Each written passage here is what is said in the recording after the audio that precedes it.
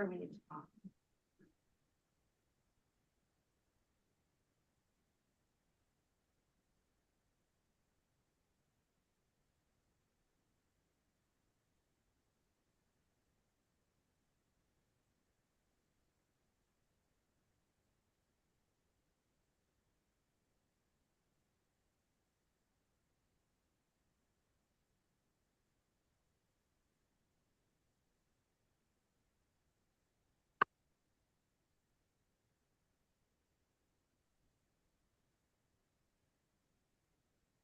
Just gonna wait for a few minutes to see if we can get some more folks here, and then we will begin shortly.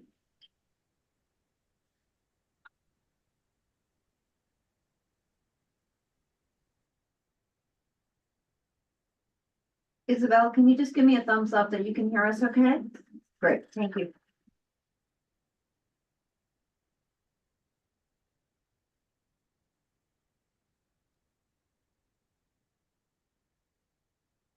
I can hear you all.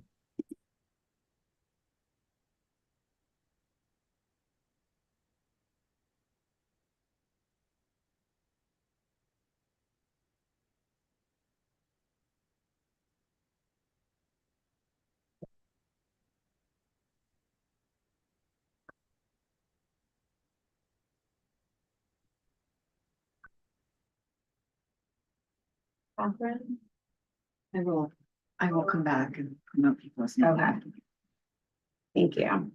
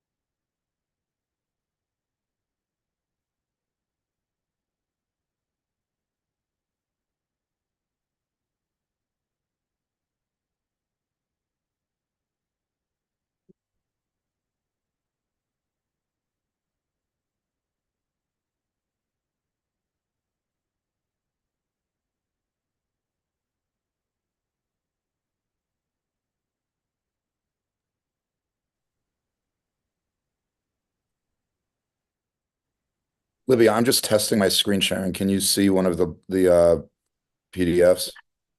Yes, I can. Okay. Thank you. Yes. Great. We're also gonna need to make sure that we can share with, Central Park. I can try to share the screen now and see if it works. Yeah, that would be great. Thank you. Just to test it while we wait for quorum. We're just waiting for one more person.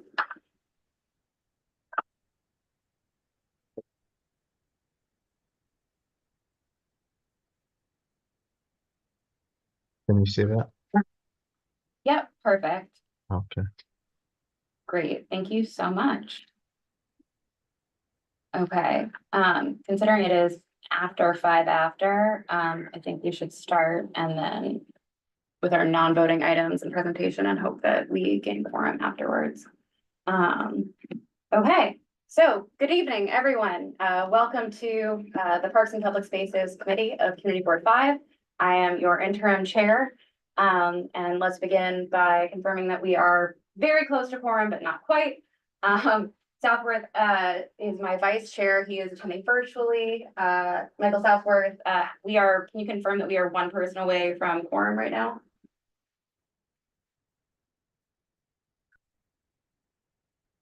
Oh, you're muted still.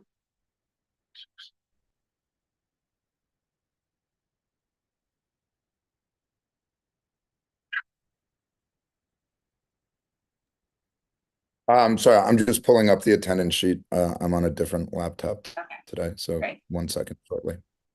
Thank you.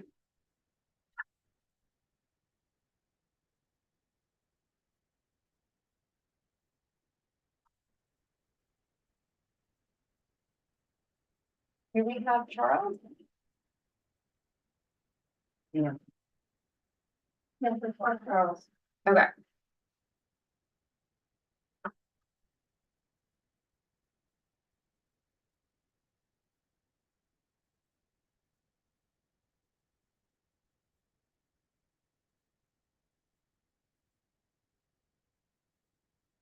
Okay, great.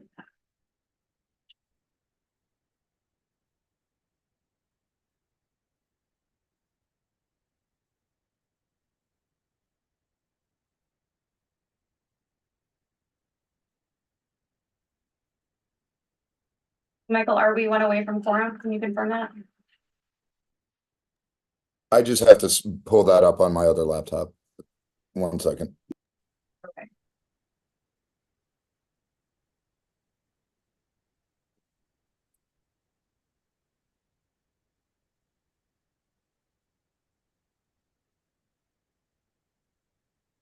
Okay, while we wait, let's go around the room for introductions. I'm Libby Hutton. I'm the interim chair. Start with Hello, myself. I'm Murnal Vikram. John Harris. Tom. Tom Ricardo.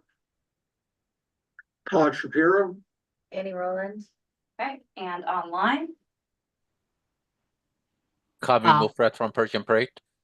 We're beginning with committee members. Charles Nye.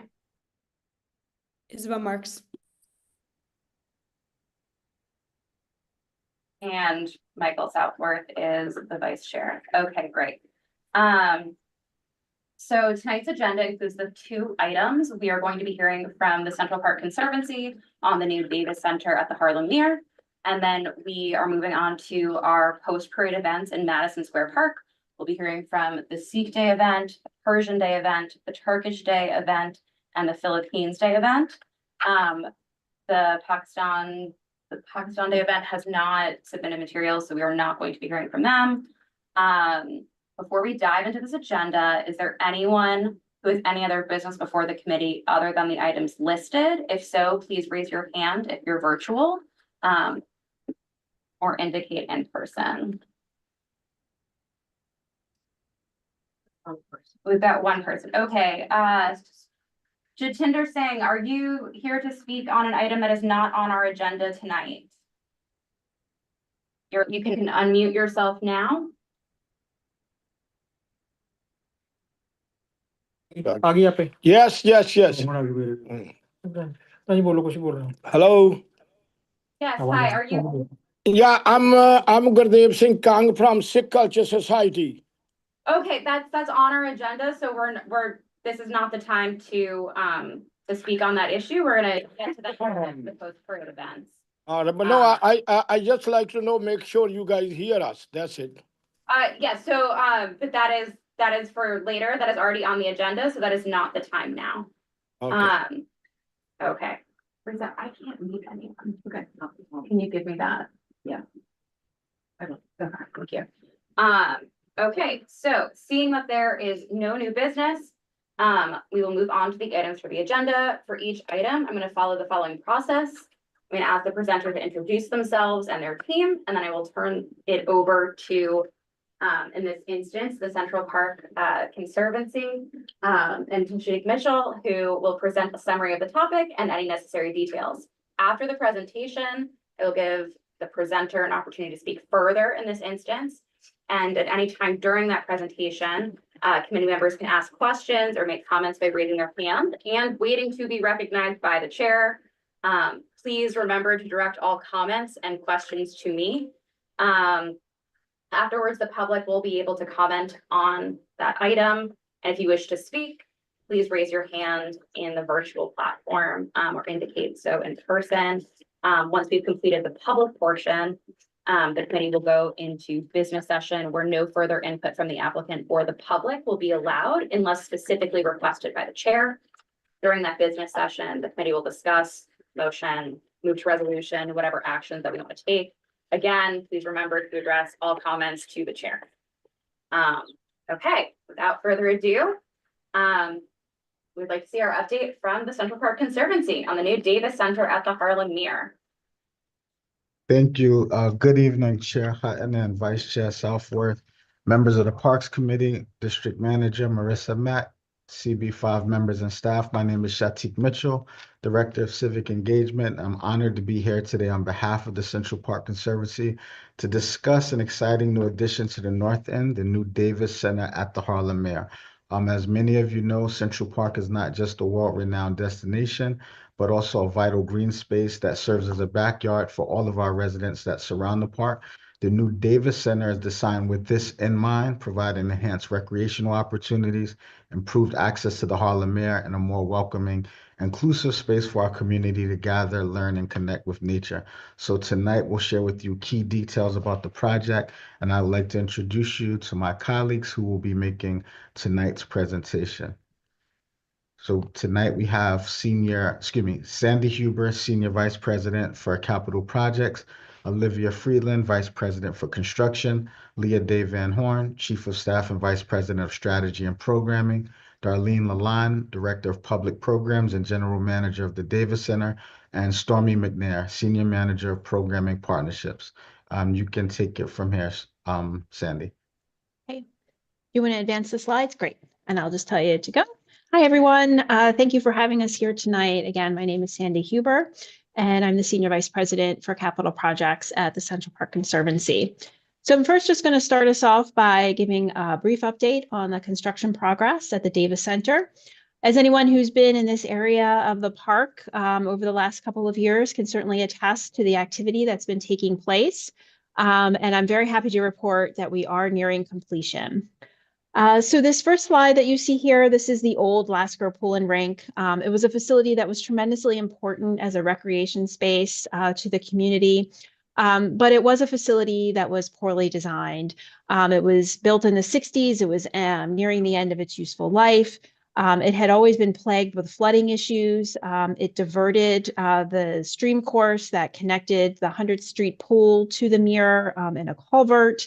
And it also served as a physical and visual barrier to the park, as you can see here, really disrupting the flow of pedestrian circulation throughout the park. If you go to the next slide. So for all of these reasons, and after a thorough study, we knew the Lasker facility could not be repaired. So we sought to design a new facility with the objectives outlined here. We obviously wanted to replace the damaged landscape and have impaired hydrology, provide the largest pool and rink possible, remove that physical and visual barrier, develop the design inspired by the park, and build a welcoming, accessible, and environmentally sustainable facility, serve more park users year-round, and expand nature-based recreation. So if you go to the next slide, start here with a rendering. Some of you may have seen this over the years. It's a rendering of the completed facility.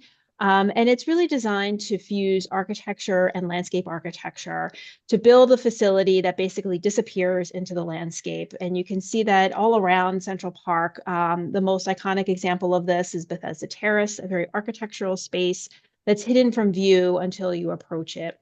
And this project is really a transformation of this area of the park. With this restoration of a portion of the Harlem Mere shoreline and reconnection of paths from the Fort landscape down across the green roof into Huddlestone and the North Woods.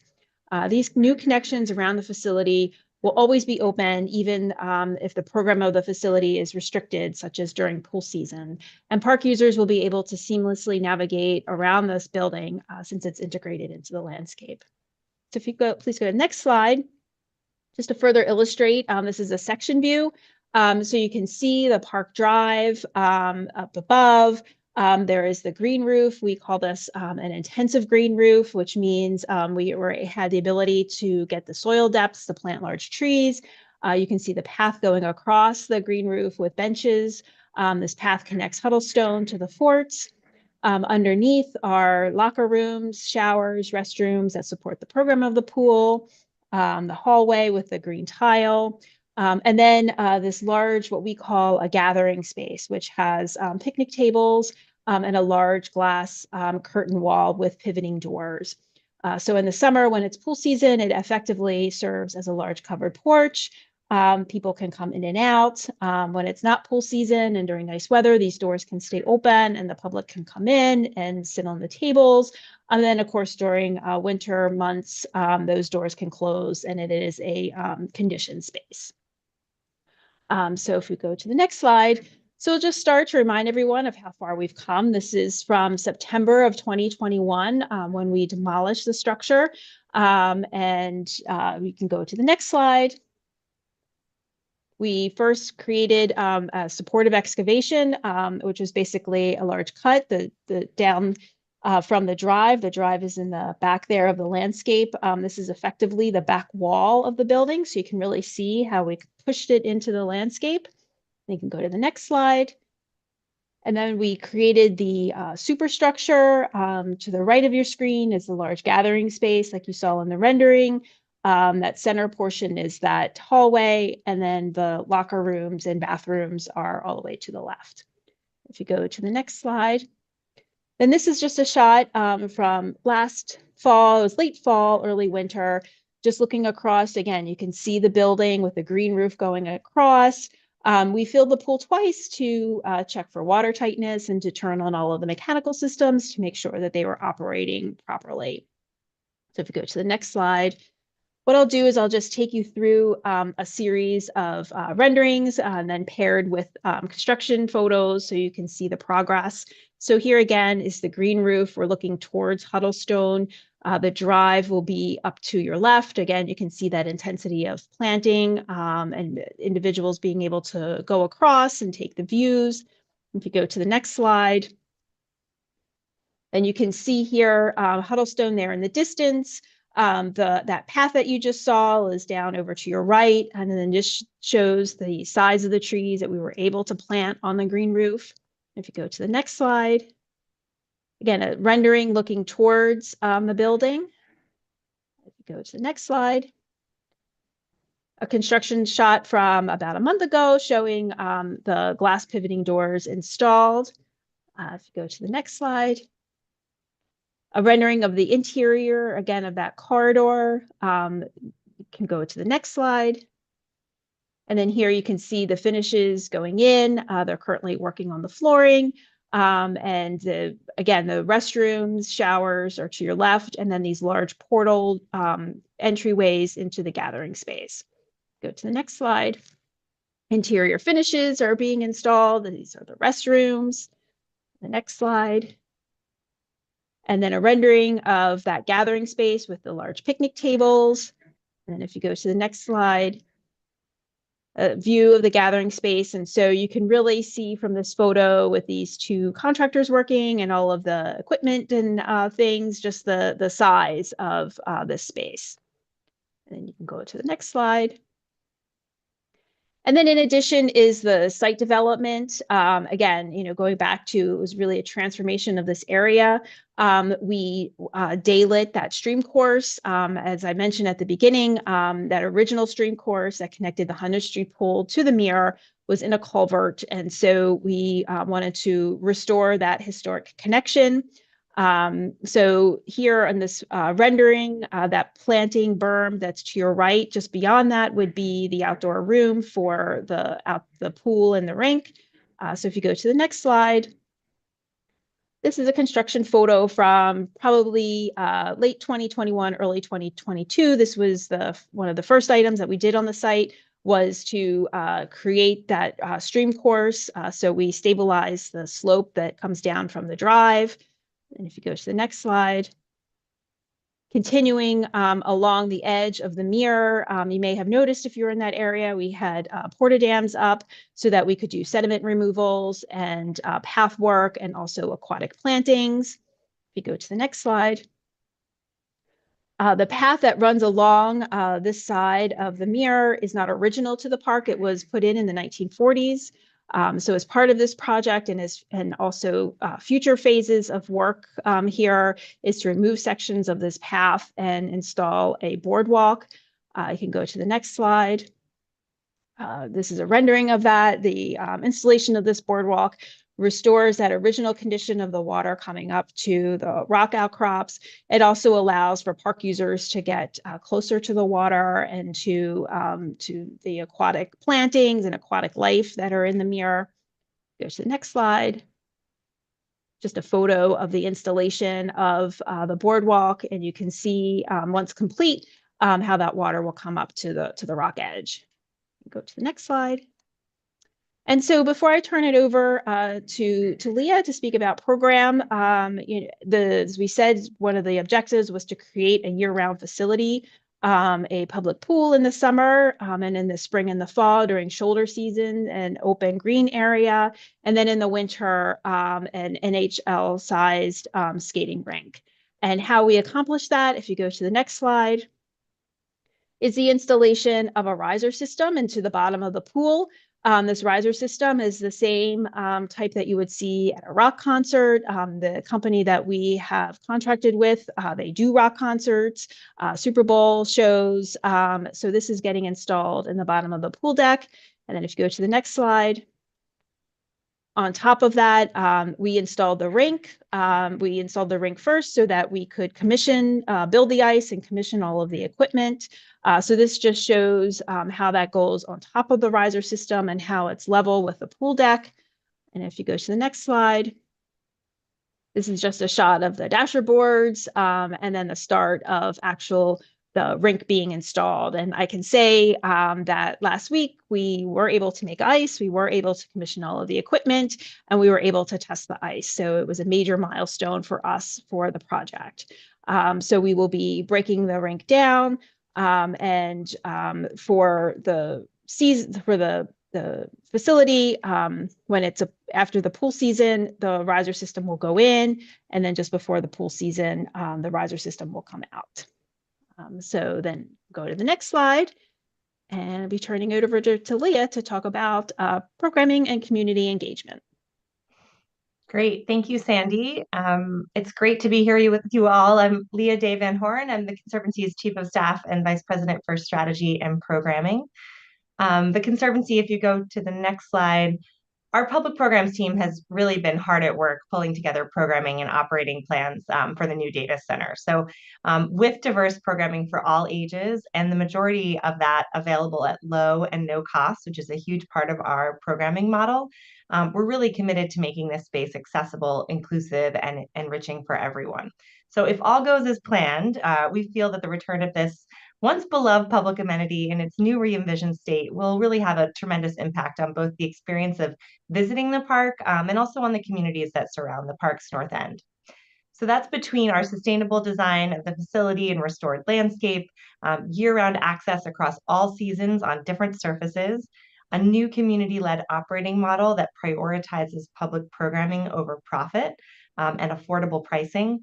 This will become a community destination and really just a wonderful place to skate and to swim and to play and discover, to relax and picnic, or to take a nature walk. So even before we started construction, community engagement was at the core of this project, and that's still very much the case today. So over the last year, we've been busy continuing dialogue with community members, really about what is most needed out of this venue. And this has been done through surveying at our regular programming, tabling at events like Harlem Week, messaging through our new North End newsletter, which is now going to over 12,000 people monthly. And then as you'll see later in the presentation, just through many, many meetings with as many community-based organizations and local businesses as possible. And then finally, we have intentionally selected year one program partners whose missions and values are in alignment with our goals for the Davis Center. And we're just thrilled to be able to use the Davis Center's platform to amplify the work that these smaller nonprofits are doing day in and day out. Again, very much mission-driven versus profit-driven. So if you go to the next slide, it just showcases the expanded access to the facility during the shoulder seasons, and that's between the rink and the pool season. So here you can see the two slivers in green represent the additional time that the public will have access to public restrooms. Sorry to interrupt, Leah. Can you describe the green slivers for anyone who might be visually impaired and might not know how big those slivers are? Oh, sure. So, so if you, by color, or I'm sorry, I don't know. Just, can you describe the size relative to the rest of that chart? Oh, sure. So we're looking at a full circle, and essentially, if you go by months, we will be a rink from about mid-October through about mid-March. We will close the rink and transition to green turf for about 8 weeks in April and May, and then we will close the turf to turn it into a pool for the months of July and August. And then we'll turn it back into turf for about half of September and half to all of October, and then transition back to the rink. So really, the slivers that you might see in gray are the windows of time where the facility will be sort of in transition mode, and we'll be working to make those as seamless and short as possible over the course of the full year. And then I should just note that when the facility itself is closed for those transition periods, the public will still have access to the green roof on top of the building, as well as new paths along the stream course and the shoreline. So we do see there being access to the facility and the landscape that wasn't there before in the shoulder months. Okay, so if you go to the next slide, what does success look like for us in year one? It's obviously very important to us that we take the time over the course of the first year to really test out what kinds of programs resonate most with the people coming to enjoy the space. And as is the case with any new building, we also want to just make sure it's fully functioning and safe, and that we offer just excellent customer service across the board. We're also prioritizing local hiring so that the staff on site is reflective of the communities we hope to serve. And we hope to be able to use this project as a platform to share other job opportunities open at the Conservancy. And then, as mentioned before, we're really focused on building successful, lasting, and trustworthy partnerships with local nonprofits and schools in order to make the biggest impact possible. And then finally, very important to the project is measuring the facility's impact on the community. And that's through closely tracking visitation, collecting as much feedback as possible, testing out a variety of programs to see what resonates most, and just ensuring that local partners and school groups have equitable access to the facility and that they're able to fulfill their programs. So we look forward to returning to the community boards often to report back on these metrics and how it's all going. So with that, I'm going to turn it over to my colleague, Darlene, our Director of Public Programs and General Manager of the Davis Center, to tell you a little bit more about the specific programming. Thank you so much, Leah. It's a pleasure to meet everyone, and I look forward to meeting everyone in person as my office will be based at the Davis Center. So now here's a glimpse of some of the programs we'll offer. During the spring and fall, the Harlem Oval will come alive with outdoor wellness classes, nature activities, school field days, specialized North End tours. Really designed for, relaxation rather than high impact sports. The Oval is the perfect place to unwind. We're excited to partner with Multitasking Yogi, Go Hard Dance, and others to offer a variety of fun programs. Next slide.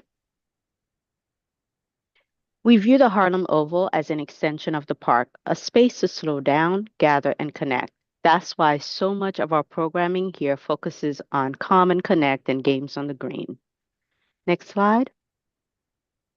In the winter months, the ice rink will offer community skate sessions, learn to skate classes, learn to play, and hockey leagues for both youth and adults. We are committed to expanding community access and are prioritizing partnerships with local organizations such as Figure Skating in Harlem, Ice Hockey in Harlem, the Central Park North Stars, and the American Special Hockey Association. These organizations have utilized the LASCO rank in the past, and while we maintain a stronger partnership with them, these organizations are independent nonprofits that run their own programs, but we are providing them with dedicated ICE time to deliver their impactful initiatives. Next slide. Unlike LASCO Rank, which focus more on hockey, our vision is to create a balanced ice experience with more community skating, which you can see here in light blue, and that's over 50% of our schedule, and prioritizing partnerships with local organizations, which is in light green, while offering other ice programs. Next slide. There we go. As we head towards the first pool season, we are extremely focused on working with the Parks Department to develop a swim program that resonates with the needs of the community. The outdoor pool will be open daily, but if you're not swimming, there are plenty of activities to do. Join us for a guided tour of the amazing Davis Center, soak up the fun at Summer on the Harlem Mere, or groove to some live jazz at the Great Jazz on the Great Hill featuring Jazzmobile. Plus, the Dana Discovery Center offers fishing, Discovery Kids, and lawn games, while the Central Park Farm Stand with Corbin Hill brings fresh and local produce. So no matter your interest, whether it's music, nature, or just relaxing, Central Park has something for everyone. Now I'll hand it over to my colleague Stormy McNair to discuss community engagement plans. Thank you, Darlene. So along with Darlene, I will also be based at a Davis Center as the Senior Manager of Programming Partnerships. I'm looking forward to welcoming you all in person when you come to visit. In addition to engaging our program partners, we've been spreading the word about the new Davis Center to wonderful organizations across the community, many of which are listed on this slide here. We've been taking time to get to know these CBOs who are excited to offer support and spread the word as well. We are aware that this is a state-of-the-art facility, and many will come to experience the welcoming and sustainable design, as well as year-round programming. Since its beginnings, the Central Park Conservancy has been dedicated to caring for the Harlem Mere and the north end of Central Park, and the Davis Center is a continuation of that very commitment. While this will undoubtedly serve as a crucial hub to the Harlem community, it is for everyone. Next slide, please. Part of raising awareness, we also step outside the perimeter of the park.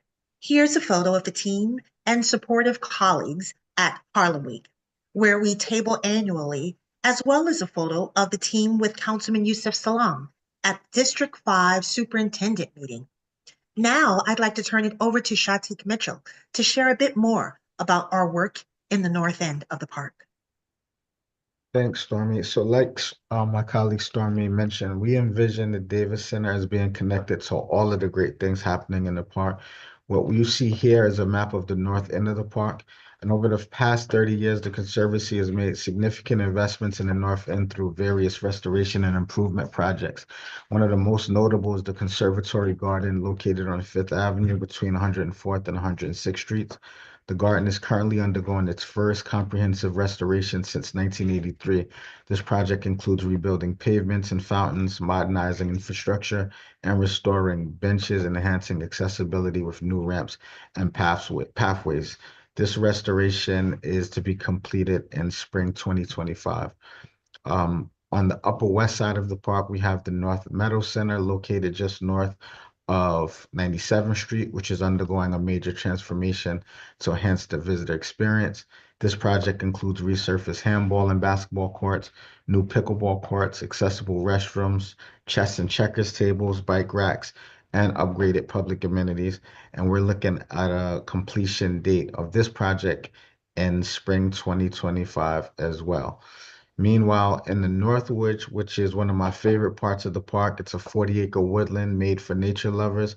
The Northwood features the ravine and the historic blockhouse, which is the oldest structure in the park. The Northwoods offers a quiet escape from the city. It's relaxing, perfect for walking, exploring, and just enjoying nature. And then we have the Dana Discovery Center, which offers free educational programs, catch and release fishing at the Harlem Mere, community events, games, and exhibits. And it also features the Harlem Air Performance Festival. We're currently have an ongoing exhibit there that tells the story of how the Central Park gates were named, which highlights the park's entrances and includes the recently dedicated Gate of the Exonerated. The Conservancy has also partnered, like Stormy mentioned earlier, with Corbin Hill Food Project, which is a Harlem-based nonprofit, to host the Central Park Farm Stand located at 110th Street and Malcolm X Boulevard, which offers fresh, affordable produce sourced directly from BIPOC-owned farms in upstate New York. Last season, the farm stand operated on Saturdays from July through November, and we accepted SNAP, EBT, and WIC, ensuring accessibility and affordability for all.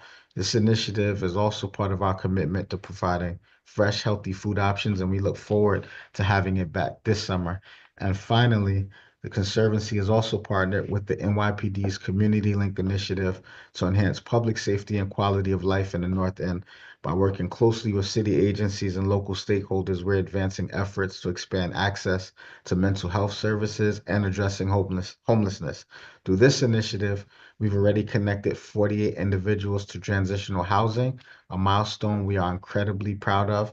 And like Leah said earlier, we encourage everyone to sign up for our North End newsletter, where you can see there on the screen. Sign up and join us. And I'll pass it back to you, Leah. Great. Well, before we open it up to questions, we wanted to make sure to tell you all to save the date. We are going to officially open the Davis Center on Saturday, April 26th, with a day-long community celebration. We'll have food and music and tours of the facility, open and free to the public, and we just couldn't be more excited to have a date on the calendar, and do hope that you all join us. So with that, I will open it up if there are any questions. Great, thank you so much. We always appreciate having Central Park come and present to us and all the work that you do. Are there any questions or comments from the committee before we go to the public? Yes, Todd. Hi, I remember, this is Todd Shapiro, brown hair and white shirt for those who are visually disabled. I remember well your proposal and display of your new rink 3 or 4 years ago. It's exciting to see it's actually coming to fruition. And I can say that as good as the old rink was in terms of use and function, to see a new version of it play out where it's integrated and is understated is just so wonderful. I can't even put the thoughts to words. So congratulations on that. I do have a question, however. I remember when we had the original meeting, there was quite a bit of concern on the part of groups that, you know, were playing hockey and doing youth sports about the fact that they were losing the two, the old rink allowed for 2 rinks, and they felt that there wasn't going to be enough capacity. How has that played out? Did you make your peace with them? Have you been able to be more efficient in the use of the rink? How did all that work out? I can take that on. That's a great question. As part of our tour, we actually reach out to every single organizations that utilize Lasker Rink, and those were the private hockey, but really reinforcing what is the mission of the Davis Center. As Leah mentioned, you know, we're not for profit. We're looking to do the opposite. And honestly, everyone has really provided rave feedback, and we are still committed to ensuring that we are servicing the hockey community. So we will also have additional hockey activities such as Learn to Play, which was something that wasn't really fully there. So there will be additional hockey programming at the same time supporting adult hockey. So that is a great question. But so far, the community has really embraced how we're approaching this work and the mission behind the Davis Center. Is there under the old system, were the hockey groups actually playing games and tournaments there? So that's a thing of the past? So there will be opportunities for games. I can't speak too much of the old system. Someone else can join, but as someone that actually used to work for one of the organizations at LASCO rank, I do remember the two different ranks. So we did have games, and our goal is to support, sorry, the light got turned off here. And our goal is to continue to support and make sure that we are hosting games, not only for our community organizations, but also for adult hockey leagues. Okay, well, I simply mention it because there's always gonna be a transition and you can't satisfy everybody. But, you know, it's hard, especially for the people in that part of Central Park, to see things from their point of view go backwards, you know, for that sport. Anyway, congratulations. I look forward to being up there and seeing that rink. Thank you. Okay, other questions? Are there any questions from anyone who is currently in the room? Okay, seeing none, Charles. Thank you. do Can any you hear me, Chair? questions? Yes, I can. Oh, wonderful. Thank you. I'd like to know if there's going to be any swim laps for seniors, you know, dedicated for seniors, for example, like senior swim laps or anything where there'll be like a dedicated swim session for people with disabilities. And I was also wondering about the layouts. You know, you mentioned about handicapped accessible ramps and things and paths like that. Is there any adaptations that you've done for people who are blind or vision impaired, such as wayfinding or any tactile guideways or anything like that? Or maybe you guys can think about that. And also about trying to keep the other programming, such as the wellness, which is very important for people of all abilities, you know, to be able to have people who are blind or visually impaired participate. Thanks. All really good questions. Maybe I'll start by answering the pool question, and then Sandy, you could speak to accessibility. On the pool front, you know, our team is not responsible for programming the pool. It will be a public pool run by the Parks Department, but I can tell you that we're working very closely with them to identify how to make both lap swimming and learn to swim programs happen. I know that with the shortage of lifeguards, they're still determining the hours that they can be open outside of the planned 11 a.m. to 7 p.m. Normally, at the previous facility, the lap swimming happened in the mornings, but we've yet to sort of get a full presentation on what they're planning. They, however, are absolutely aware that those are the priorities of the community. So we're hoping in the next few months to have more clarity on that. And then I'll just note on the programming side for accessibility, we two of our partners are dedicated to those with disabilities. We have the American Special Hockey Association as a partner, as well as the Central Park North Stars. And our goal is to make the programming, as we said, as inclusive and accessible as possible. And we're also just open to ideas. So if anyone wants to get in touch and talk to us about communities that could use this resource, we'd be more than happy to have those discussions. And we'll share an email right at the end, or if we haven't already, it's daviscenter@centralparknyc.org, and we can follow up with the community board with that as well, so you can you know who to contact. Sandy, anything you'd add on the accessibility front? Yeah, from a physical, you know, park and building accessibility standpoint, it'll be there's an accessible route from 110th Street all the way down to the facility itself. Inside the facility, you know, accessible restrooms. There are on, you know, your regulatory signage, the tactile braille on all of the signage. For the pool, it's a zero entry pool. So there's, you know, kind of no ladders to climb down for anyone with any kind of mobility impairment or anyone who may be just a little, you know, nervous about the water. And then there also are chairlifts for the pool itself too, for anyone needing additional assistance. Thank you. Charles, does that answer any follow-up questions you had? No, but I'm very grateful, and yeah, very keen to get the email to bounce off some ideas offline. Thank you. Thank you, really appreciate that. All right, and Michael Southworth, to you to wrap us up on questions. Yeah, so forgive me because I don't think I was on the committee when the original sort of proposal came in. I just was a pure factual question, was wondering, is it NHL sized or Olympic sized, the rink, out of curiosity?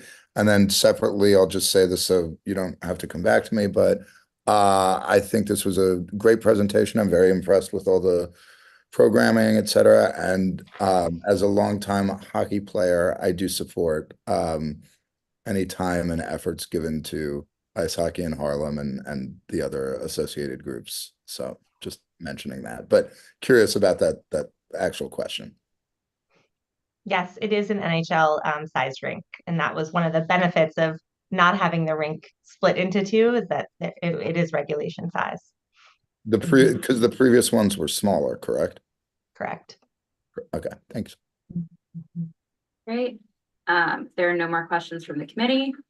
Seeing none, no comments, I will take it to the public. Are there any members of the public who would like to ask a question or provide a comment to Central Park on the Davis Center and the Mir?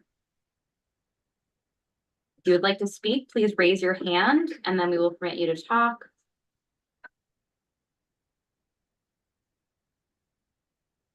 Lara Gregory?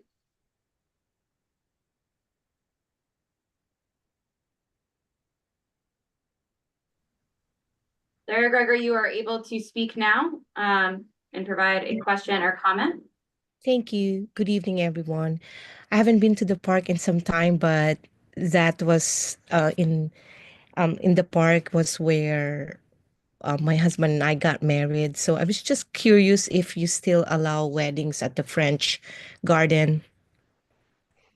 Yes, we do. We absolutely do. And as Shatik mentioned, we'll be reopening in the spring. Olivia, you look like you want to add something. Well, and I was going to say, we'll be opening up the permits for the weddings again in the garden July 1st. Thank you. Thank you so much. Okay. Is there anyone else from the public who would like to speak? All right, seeing no additional public comment. Thank you so much, Central Park, for coming. We always appreciate it when you come. And we will be in touch. Thank you so much. Thank you all very much. Thank you.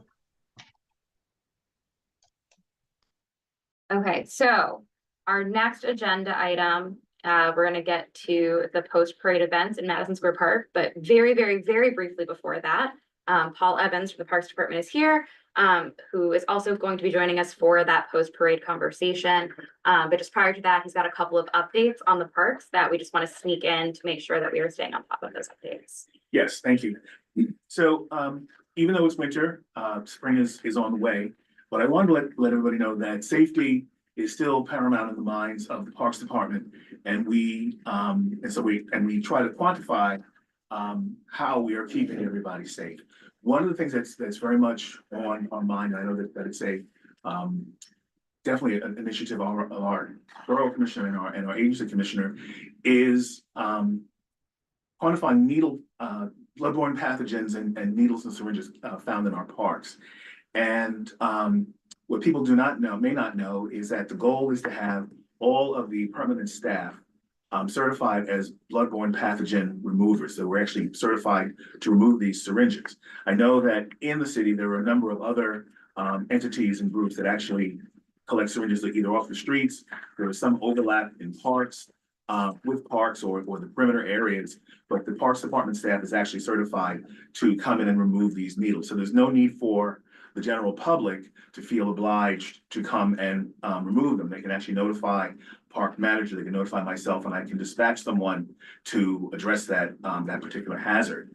One of the things that I'm trying to do a better job of is count up the number of needles we actually do retrieve and take for safe disposal.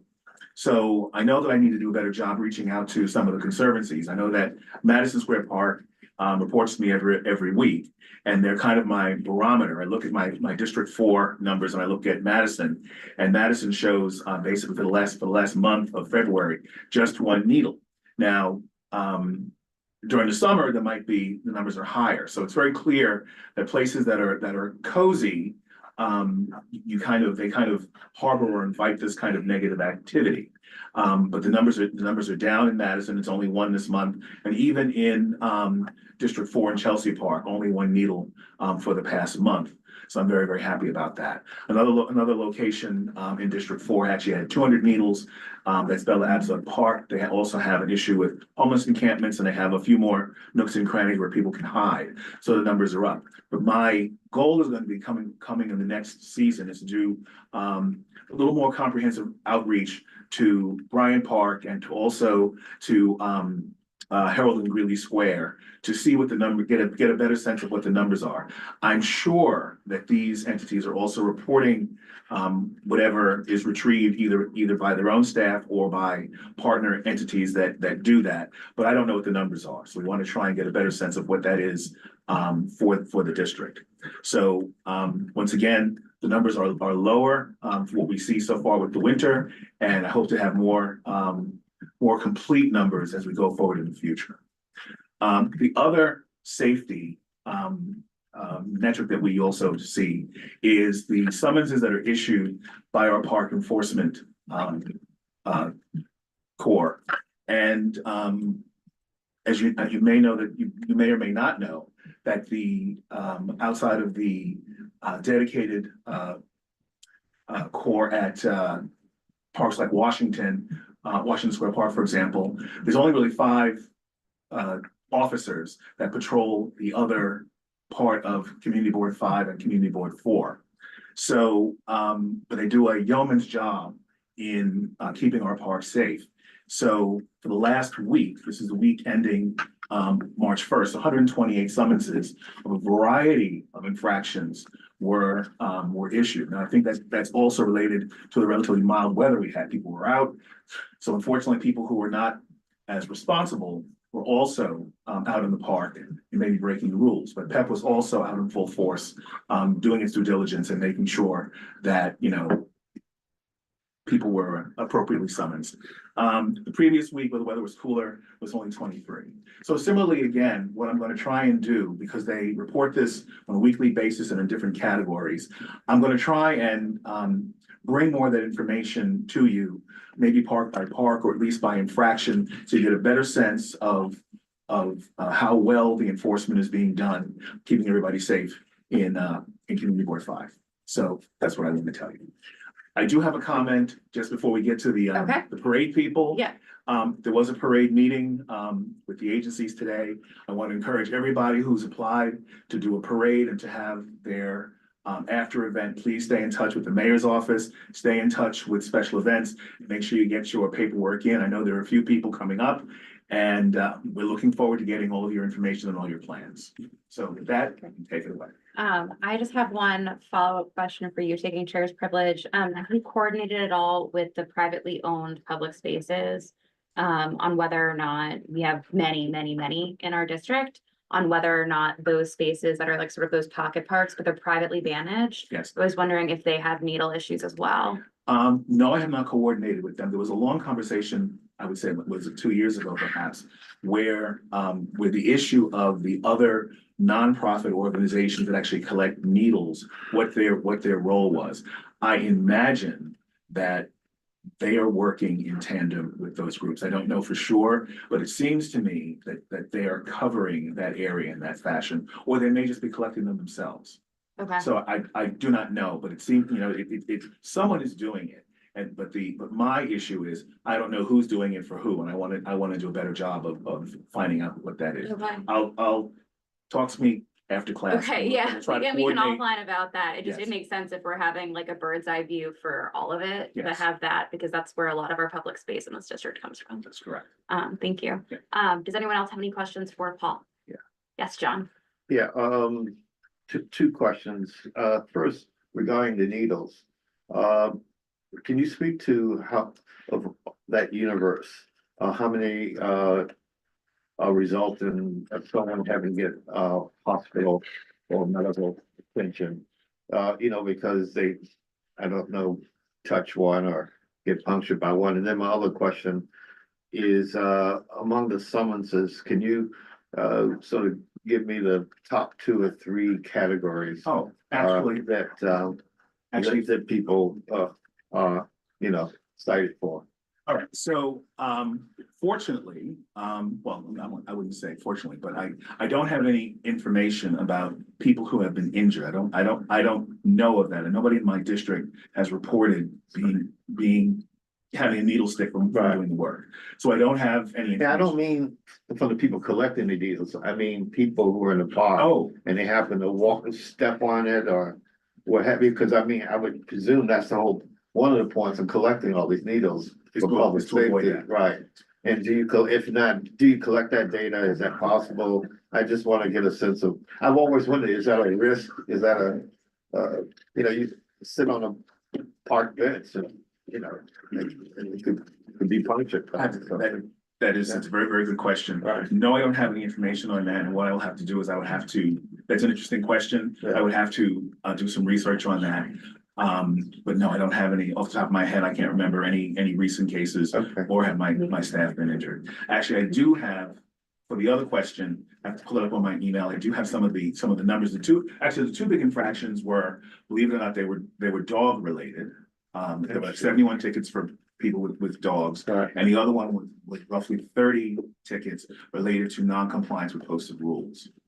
So, Okay, what does that mean? You mentioned that. Because that's sort of saying, I don't know what the rules are, so I don't understand what that means. well, it means, it could be anything. That was not in the report that I read. It read it by category. So I don't know what the specific posted rule infraction was, but for whatever the officer felt, whatever the infraction was, Right. it related to them not following a posted rule. Okay. So it could have been a dog off leash, it could have been cleats on a field, it could be littering, it could have been anything Right. that's posted on the consolidated rules or on or the standard one. Right. I guess it would be helpful, I'm just thinking, to know what those, is it people drinking or giving advice or loitering or walking on the grass? Whatever. I'm not asking you to address that today, but I think rather than just saying, infractions full of rules, that's Absolutely sort of, correct. that doesn't, at least that doesn't help me that much. Let's say in the context of Union Square that I'm heavily involved in, so. The issue that I have is that the reports come out weekly and they're disaggregated in a lot of different ways. Yeah. And so I want to give you an aggregation for the month. Understood. I have to collapse all that information. Gotcha. I have not done that, but I do have some general categories that probably would be of interest to you. That's what I'm going to try to do going forward. Okay, great, thank you. Great. Thank you. Does anyone else have any questions from the committee? Okay, seeing none, we're gonna move into the post-parade events. Just for a little summary, we're gonna be hearing 4 of them tonight, because we got the paperwork in from. And just for a little context, this is just the post-parade event. This is not the parade itself. Historically, there's been some controversy around the events happening at all. The community has been somewhat upset about them. We have a general process which the committee was circulated all of the various compliance. Charles and Todd have been doing a great job of due diligence with all of our applicants. And so they will present to the committee on their due diligence, on the questions that were asked, on whether there were complaints last year and whether or not there are any changes this year to those plans. And so and then we'll give the applicants, and we'll run through the applicants so that the committee can ask any questions of those applicants and presenters, and they can provide more commentary. And then we will go through each one to provide public comment on it, like one by one. Hopefully this process will streamline it a little bit, because it tends to be a fairly long meeting, but we've done this several times. So this way of sort of anything that's changed from like our general rules. There is one flag though. I believe it is the Sikh parade that from there's a scheduling issue. And with that scheduling issue, there was a meeting with SAPO, and so the police department, because it's that same weekend where there's the Saturday and Sunday. Maybe it's the Persian. Persians, okay, so that was a typo then. So the Persians have been given two options. They can either keep that April 27th date for the parade only, but they will not be able to have the after parade event, which would not include us. Or they are given the option of having both the parade and an after event on April 6th. So they can either keep the current date and must disperse immediately, or they will be given April 6th to do both the parade and the post parade. Those are the two options that they have now. We believe they're going to appeal, but just so keep that in mind as we see these. So that is sort of currently where things stand. And so with that, Todd and Charles, if you would lead us through some of those very top line pieces of that application and that due diligence, that would be great. And then we'll take it back for the rest of. Thank you, Libby. And I'll speak first, and then Charles is going to follow me. So we have the Persian, Sikh, Philippine, and let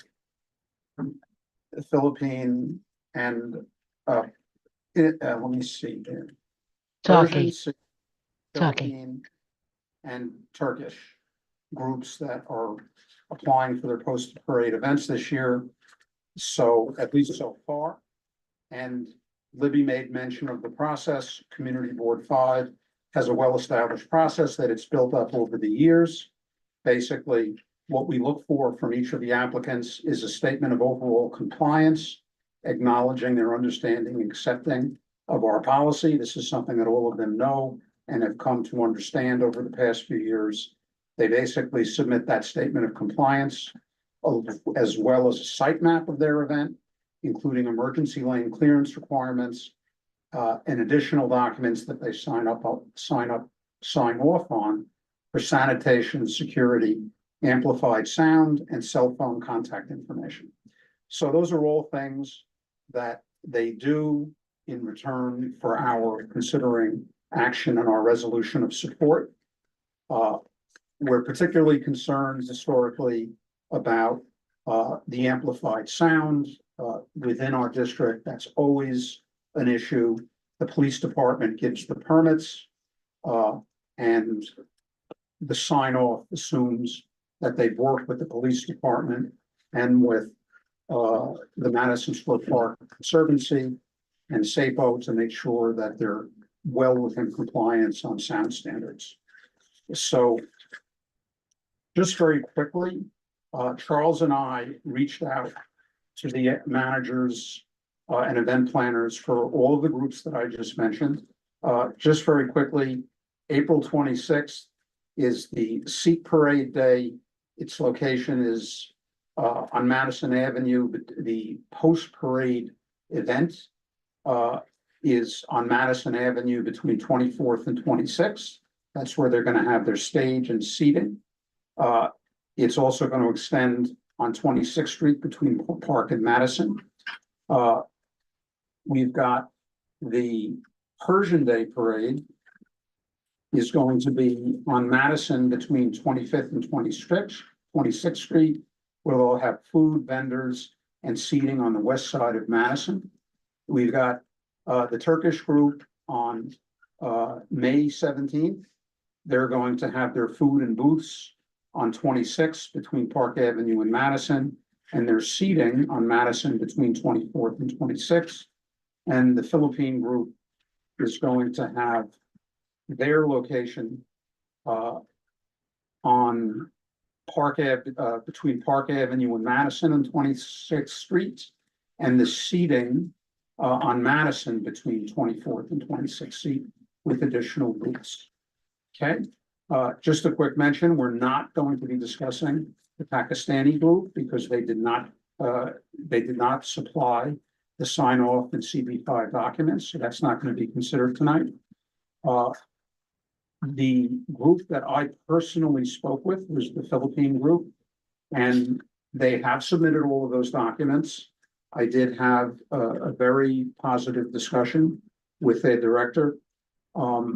Basically, it's status quo with them. There were no reports of any issues with regard to sound or sanitation or any of the issues that we're generally concerned with. They have their approach, which they're continuing on this year. So, you know, that's not to say there may not be problems or issues that have been reported that we're not aware of, but that has not come to our attention. Okay, just very quickly, I'm just going to add to what Libby said. You know, generally, and then I'm going to turn it over to Charles. Generally, you know, what we say and the resolutions we give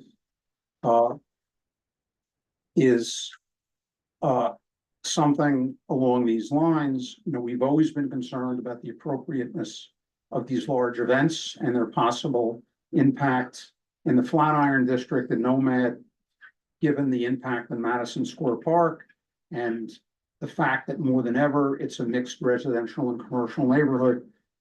If you take a look at the site maps, and by the way, we're going to post the results of our due diligence. We have the maps, we have the reports of our conversations, and a lot of other useful information that will be publicly available. You can see that, you know, having the events over a long period of time is an issue of concern to our district. But given that we express those concerns when the groups comply with the documents and the sign-offs in our areas of concern, we're usually more than happy to give a vote of approval. So with that, I'll turn it over to Charles. He spoke with the other three groups, and he can comment very quickly on any feedback that he got from them. Charles? Hi, Todd. Thank you very much. So I had the pleasure of speaking with the Sikh Day Parade, the Turkish Day Parade, and the Persian Day Parade. And we had a very positive conversation. And I raised concerns, you know, that we've historically had to do with sanitation and security and with levels of sound, especially amplified sound. And also about crossing the festival or the parade route, you know, going east to west, west to east, and about crowds and crowding. You know, these are parade organizers who have been in our area for a long time now. For example, the Turkish Day Parade representative told me he's been doing his festival and parade for 41 years now. So these are well-established organizers, and you know, it was a very positive dialogue, and I was reassured that, you know, they understand the concerns of the community and they're very mindful, and that you know, they're going to do their best to have a very positive and successful post-festival event. So that's all I have to say for now. Thank you. Great, thank you, Charles. Okay, so in the interest of time, we're gonna run through all of these one by one. My Vice Chair, Michael Southworth, is going to put up the route information. And that will be the time when the committee can ask questions of each parade applicant, or make any comments, and then I will open it up to members of the public to comment at that time, and then we will move through in a session. Just want to really thank you, Charles, and thank you, Todd, for all of your incredible work on your due diligence. The parade events are a lot of logistics, and coordinating with all of the applicants on these is a lot of time. So I really appreciate the several weeks that you put into this. Okay, so without further ado, first, can we have the presenters from the Sikh Day event That's on April 26th. Yes. Did you hear me? Yes, we can hear you. So, if there's anything else that you would like to add about your event, very, very briefly. If there is something that you feel that you need to say, but please keep your comments as brief as possible. And then we will ask, if there is any questions from the committee who needs further clarification. All right. First of all, good evening. Thank you very much. We're coming almost 37 years over there. We're making the well organized our parade, and we cooperate with all the regarding city agencies. I know we are well with the sanitation and the fire lane for the fire department and with the NYPD and our 26th Street where we have the food vendors, and we are apply everything. We are cooperate with them, and we have the same way like last year. We have no issue from our side, and we are all the time. We try to do our best because make sure whenever the parade finish, after that, we always cooperate with the sanitation people. We are helping him too, and we clean the area, and then we lift from that area, get the clearance from the sanitation. And we are really appreciated for all the agencies, all your Community Board 5, CB5. And thank you so much. If you guys have a question for us, you guys Yeah, can no, ask thank us. you. Thank you so much. Yeah, we're really just looking if anything has changed from last year. So does any member of the committee have any questions? Comments? Yes, Todd. Hi there. And again, thank you for participating in the process and signing off on all our documents. And we couldn't really ask for more. I just have one general question, which I've asked and my colleagues have asked over the years. Hey. Hello, Hi. Yes. it's Todd. Can you hear me? Yes, Todd, please continue. Okay, sorry. Todd Shapiro speaking. So, given our noted concerns, as I previously stated about, the size and sound and duration, is there any way that you could conceive of operating your use of the street and footprint in a smaller way, or, scale it back so that it fits better with the dynamics and, the multiple needs of the neighborhood?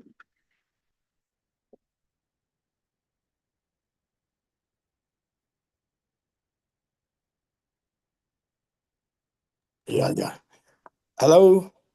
Yes, hi. That's it. Okay. You can respond to that question. Did you hear Okay. that? Yes. I hear the question, but we always give the instruction to the sound people according to the NYPD, whatever you guys, we submit our plan. And the question is because 24th Street to when our crowd is up to 26th Street, and we have the very limited on our best way, but not to be too much sound, but we control. Everything we control, and we can try to be best control in the future too.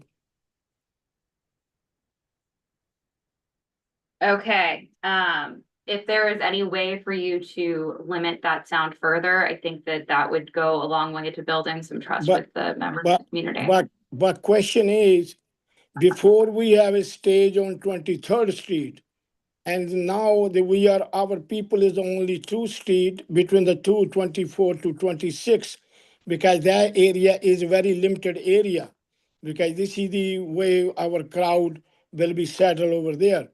Before we have up to 23rd Street, and now we have even on the 2 blocks, 24 to 26.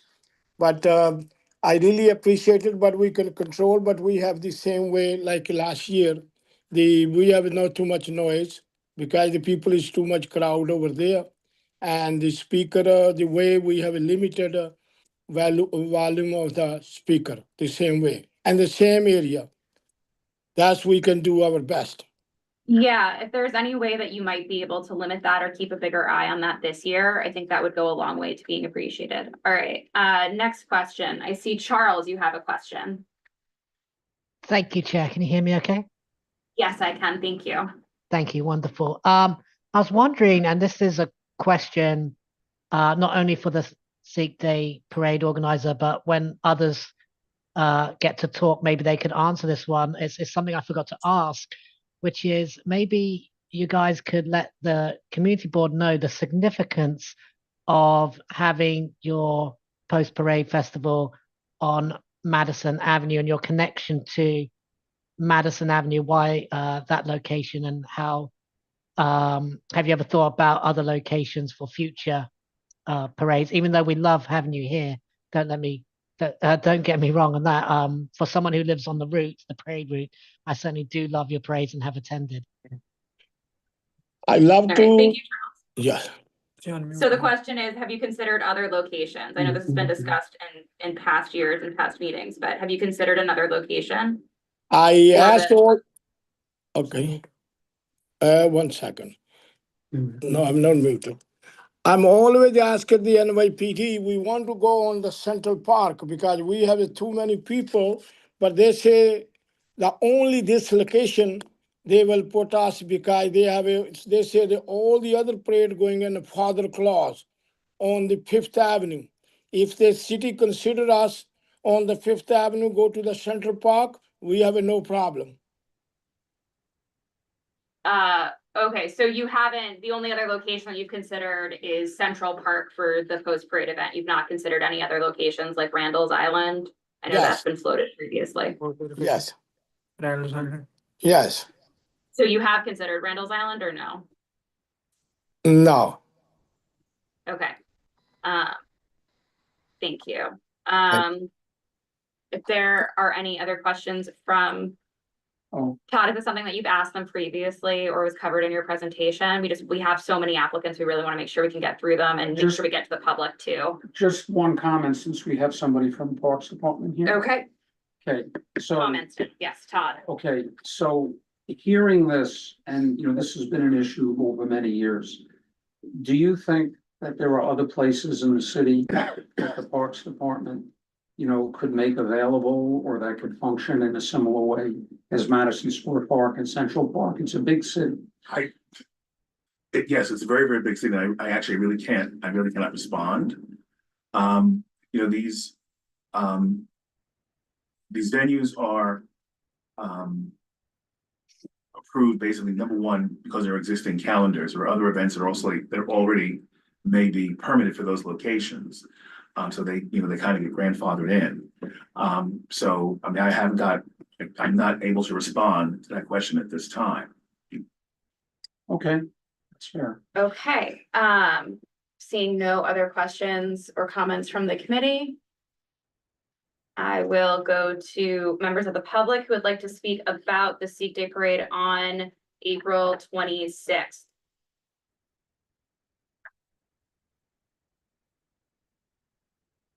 Is there anyone from the public who would like to speak? Okay. No one. That concludes our question portion of the time for the Sikh Day Parade. Moving on to our next application for the Persian Day event, which again will either be the parade only on April 26th or the parade and post-parade event on April 6th. Good afternoon. My name is Kambis Mulfred. I'm president of the Persian Parade Organization. What you mentioned is not what's communicated to me from the SAPO. This is just news to me. I had a conversation with them that they have an issue. I already had indicated to them April 6th is another Persian holidays, that cannot happen, and it's is logically impossible for us to plan for that.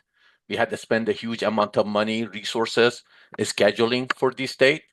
SAPO had our application in beginning of January. I had a phone call with SAPO, which they told me in February they have no issues. I know this was communicated to you guys today on the meetings. And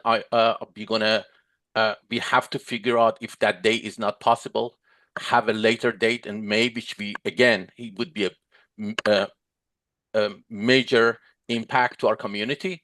We have people coming from all around the globe. We have dancers, things in that nature. They had plenty of time to inform us, but just on Thursday to do this is just incredible. President, we're gonna probably have to ask for a reconsideration for this at this point.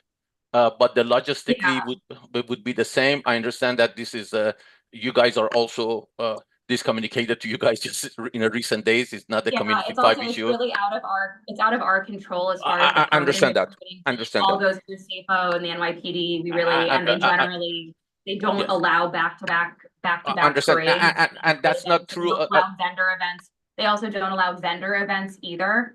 If there is anything that's like being sold of any type that are back-to-back events.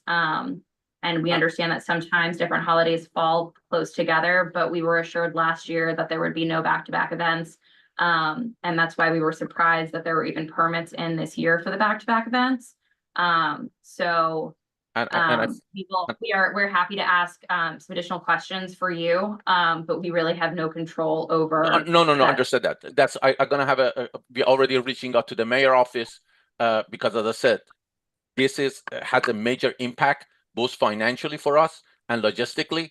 And the problem I have with the SAPO, they have plenty of time to tell us that this date, this issue would exist, and would have gave us a time to change the date, apply for a different date. Coming on a Thursday before I'm having a meeting with you guys is just absolutely ridiculous. I already had also talked to our attorneys about these things, and as I said, we really truly appreciate the Community 5, the Park Devon, all of the agencies. I'm just very frustrated that come to intuition. I cannot make a decision to not have him because, as I said, we are committed a huge amount of resources and funding against this thing. For example, I have to have a conversation with SAPO and the director of SAPO and the mayor office, and then come for, as I said, if that is not going to happen on that date, we need to have a date in sometime in May.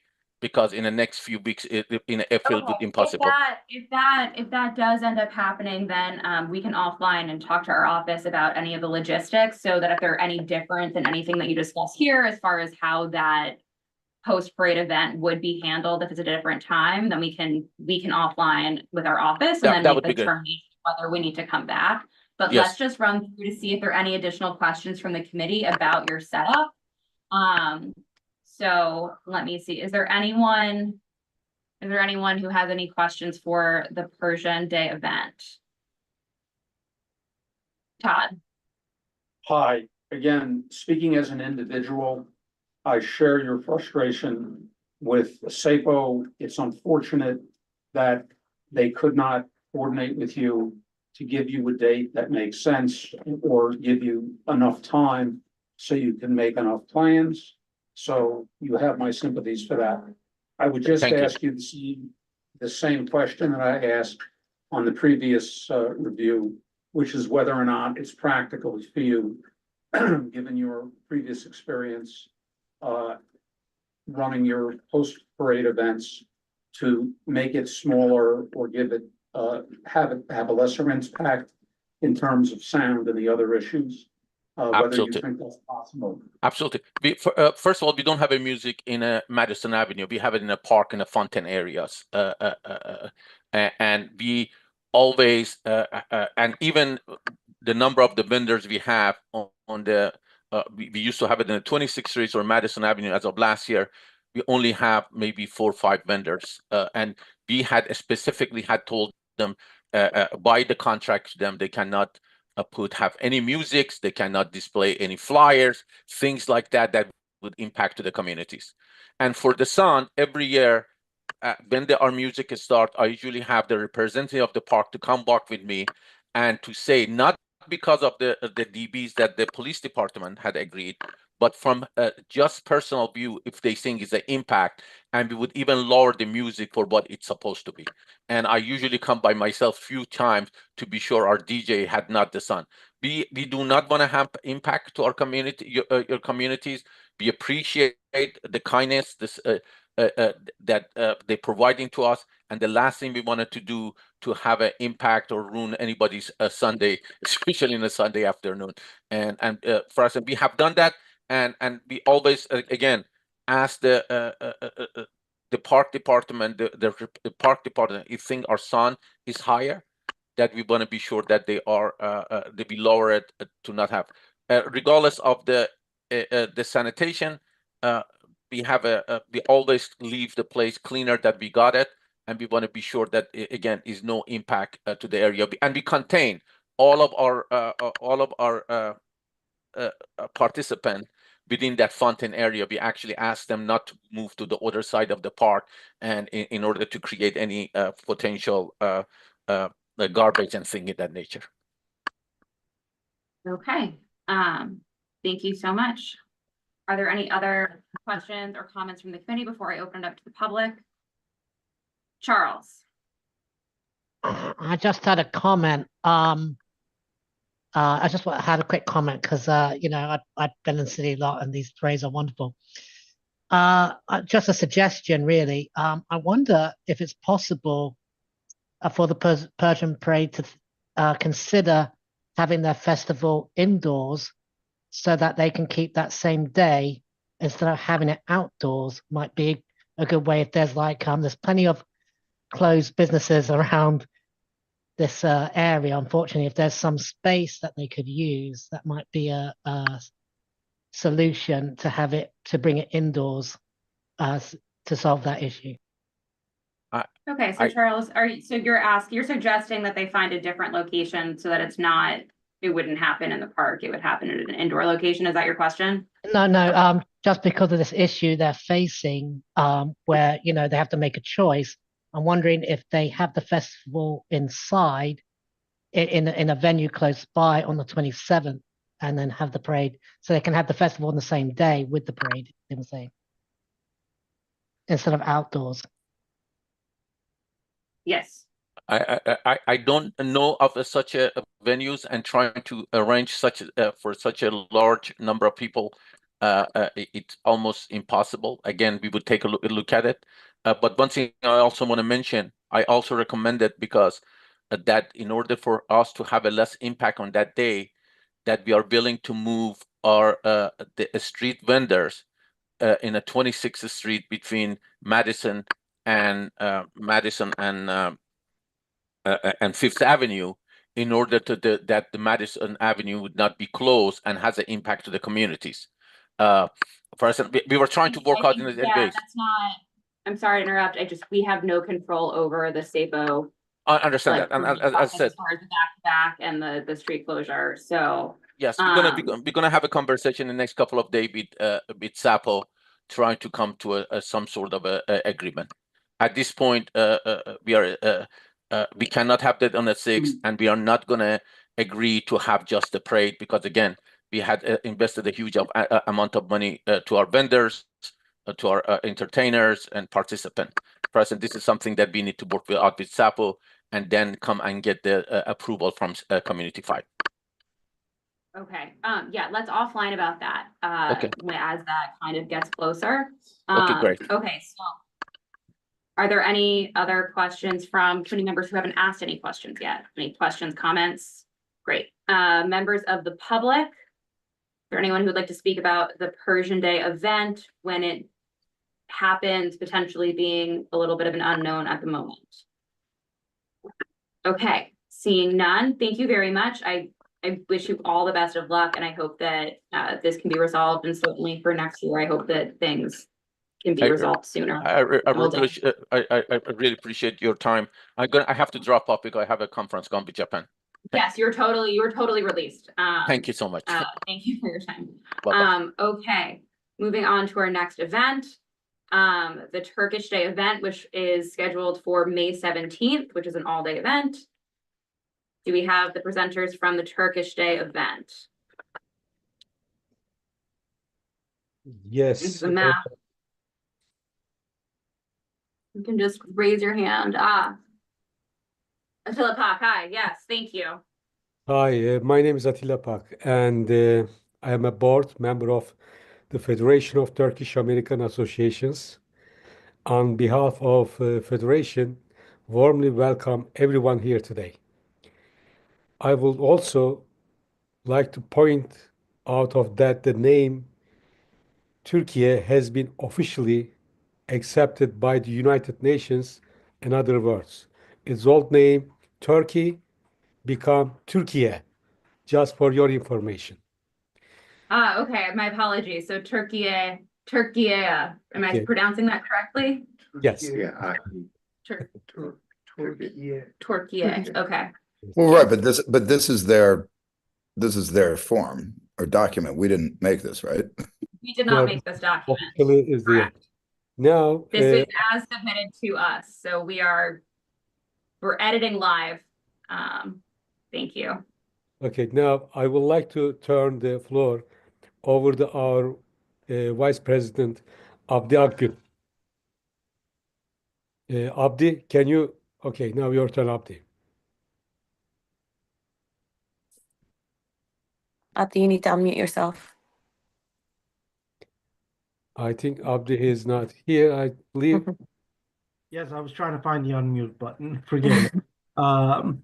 Ladies and gentlemen, and honorable officials and dear friends, my name is Abdi Akan. I am Vice President at Federation of Turkish American Associations. I'm also representing Ms. Gülay Aydemir, who is my chairwoman of the board. I would like to begin by stating that I'm making this speech solely on behalf of the entire board of directors and the many associations that makes up our federation, which we are the umbrella organization of.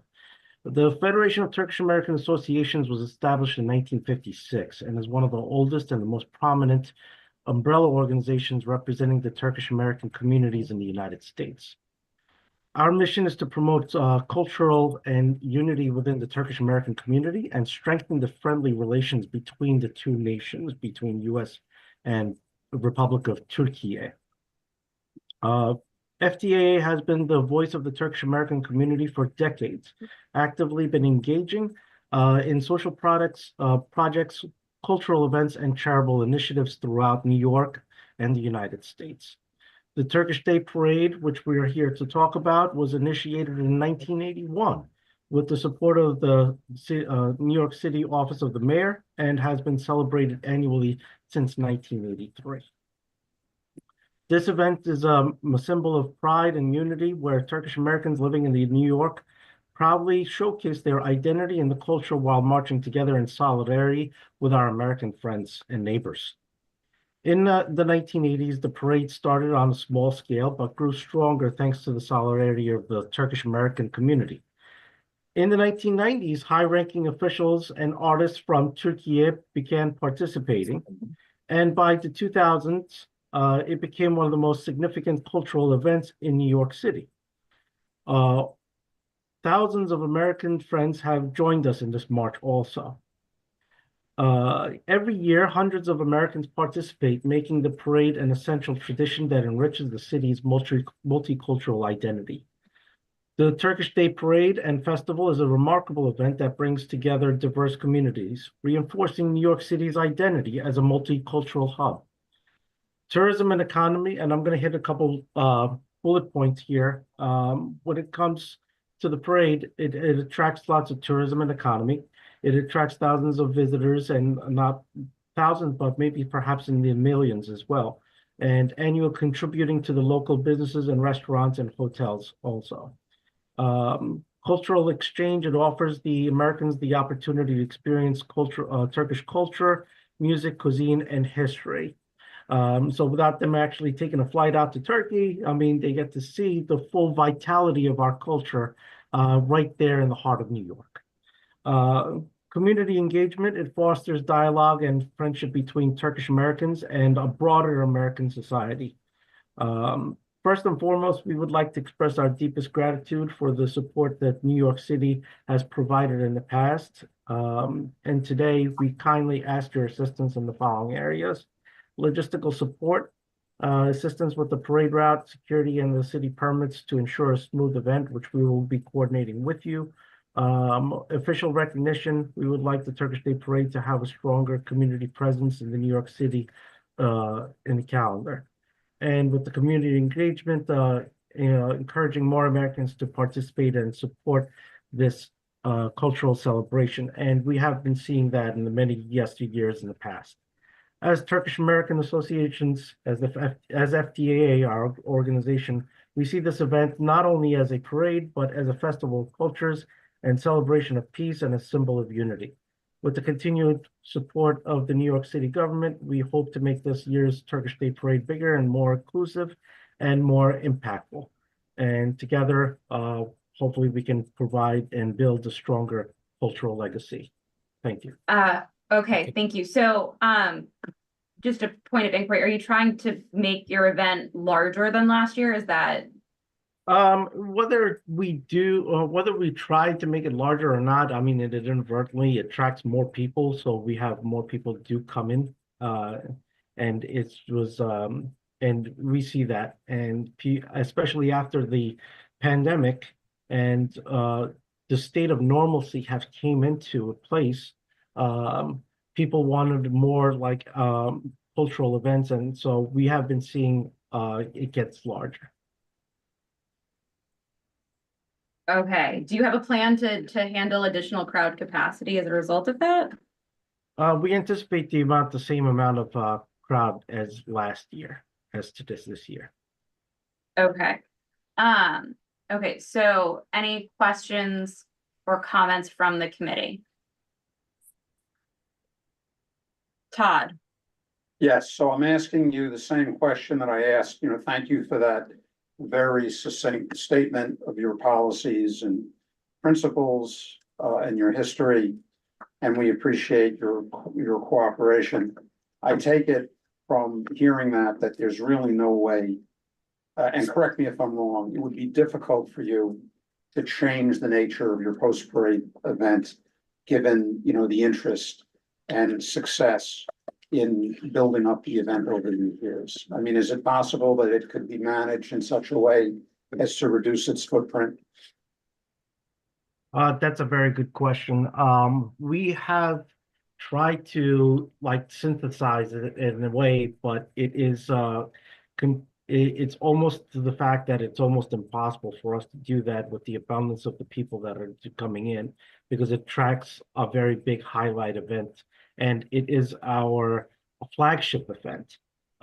So we do many different programs throughout the year and everything, but this one right here is our one flagship event that it attracts people in the thousands. So it would be very extremely difficult for us to do so. Would you be open to another site if the city could provide one that had more capacity, it was a little bit more wide open? I'm gonna toss the ball back to Attila on this one.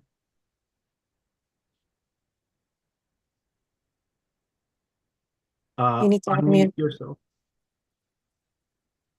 If I could have Attila unmute himself.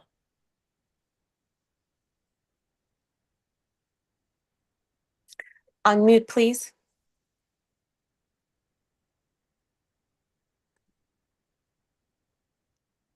Mr. Attila, you're muted.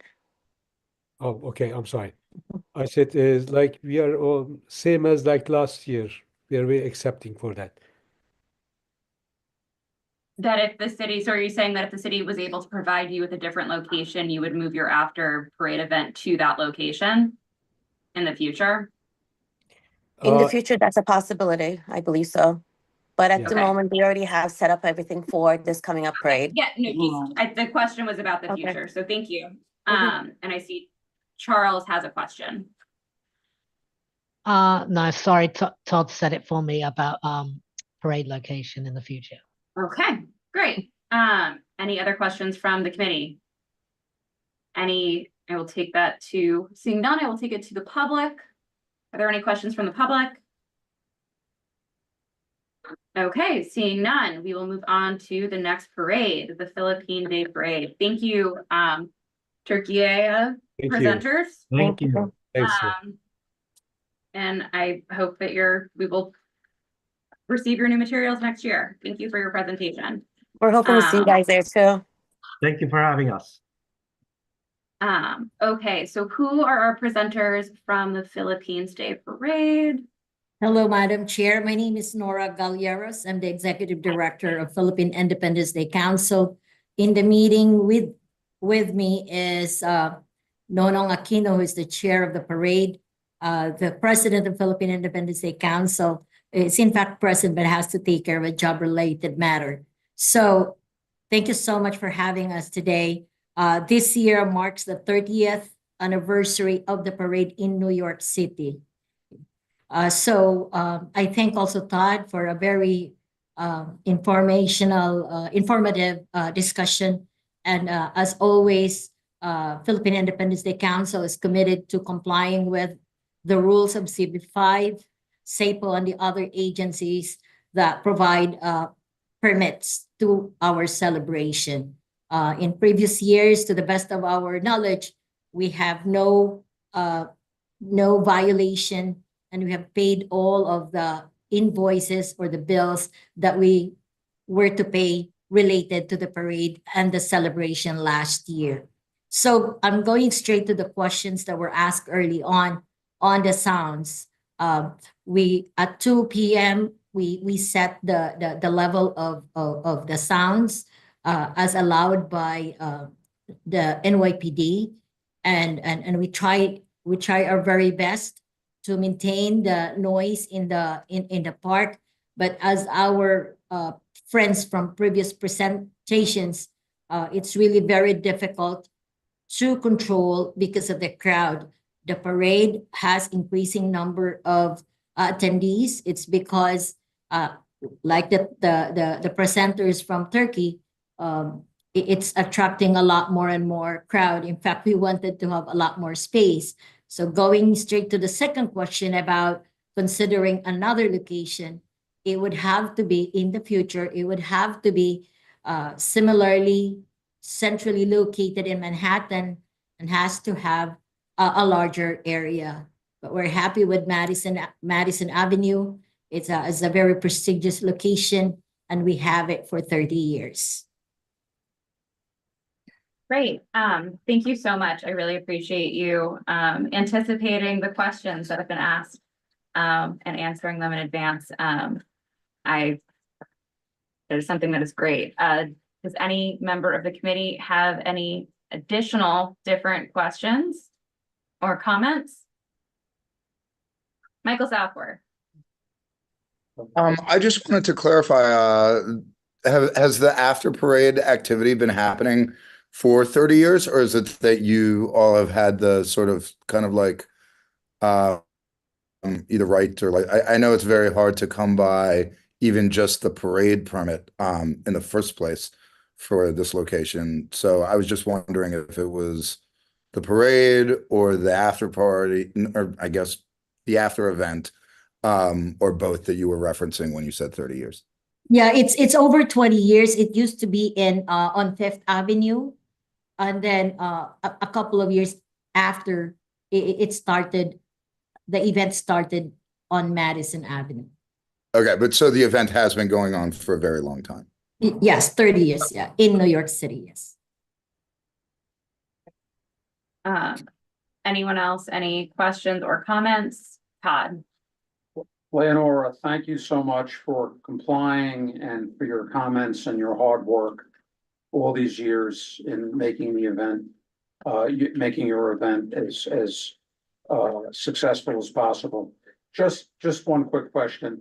Looking at your diagram, you have a lot of booths and a lot of activity on 26th Street between Park and Madison, and I've seen it over the years. We haven't really had much feedback from the public this year, but in past years, you know, I do seem to recall that we had some issues. Is your perception of the activity and the crowds on East 26th Street, has it changed? Has it been static? Do you notice that there are any issues that the people that live there and work there might have made in this past year? We used to have two blocks, the 26th and 25th for the booths. And then it got reduced to just one block on 26th Street between Park Avenue and Madison Avenue.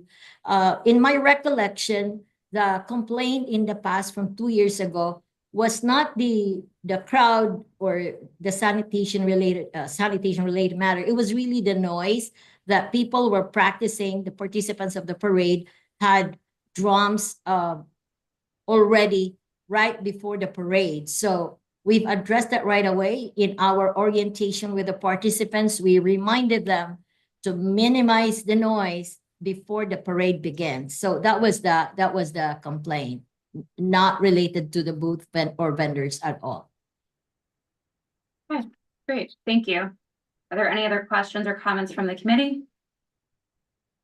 Okay, thank you very much for your presentation, and thank you for addressing and anticipating the sound issues for our residents, making sure that, as this community board often does, that it's a balance between our residents and our activities, whether that's business or a parade, a post-parade event. It's always a balancing act, so we appreciate your compromising and making it work for a mutually agreeable solution for everyone.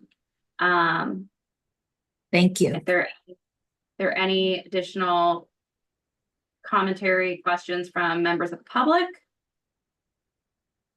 Seeing none.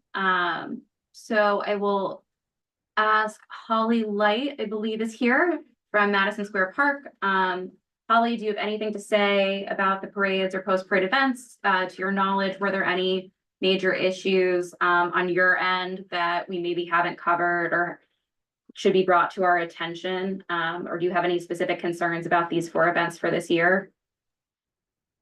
No, not really. I think in general, we obviously get the same noise complaints that the parade organizers get. But I think in general, these have not been super problematic. We always ask just everyone to try to control litter and to keep, the activities outside the park. But I think in general, in the last couple of years, they have been quite organized. So we appreciate that.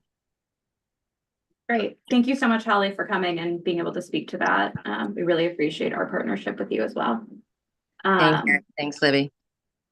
Okay.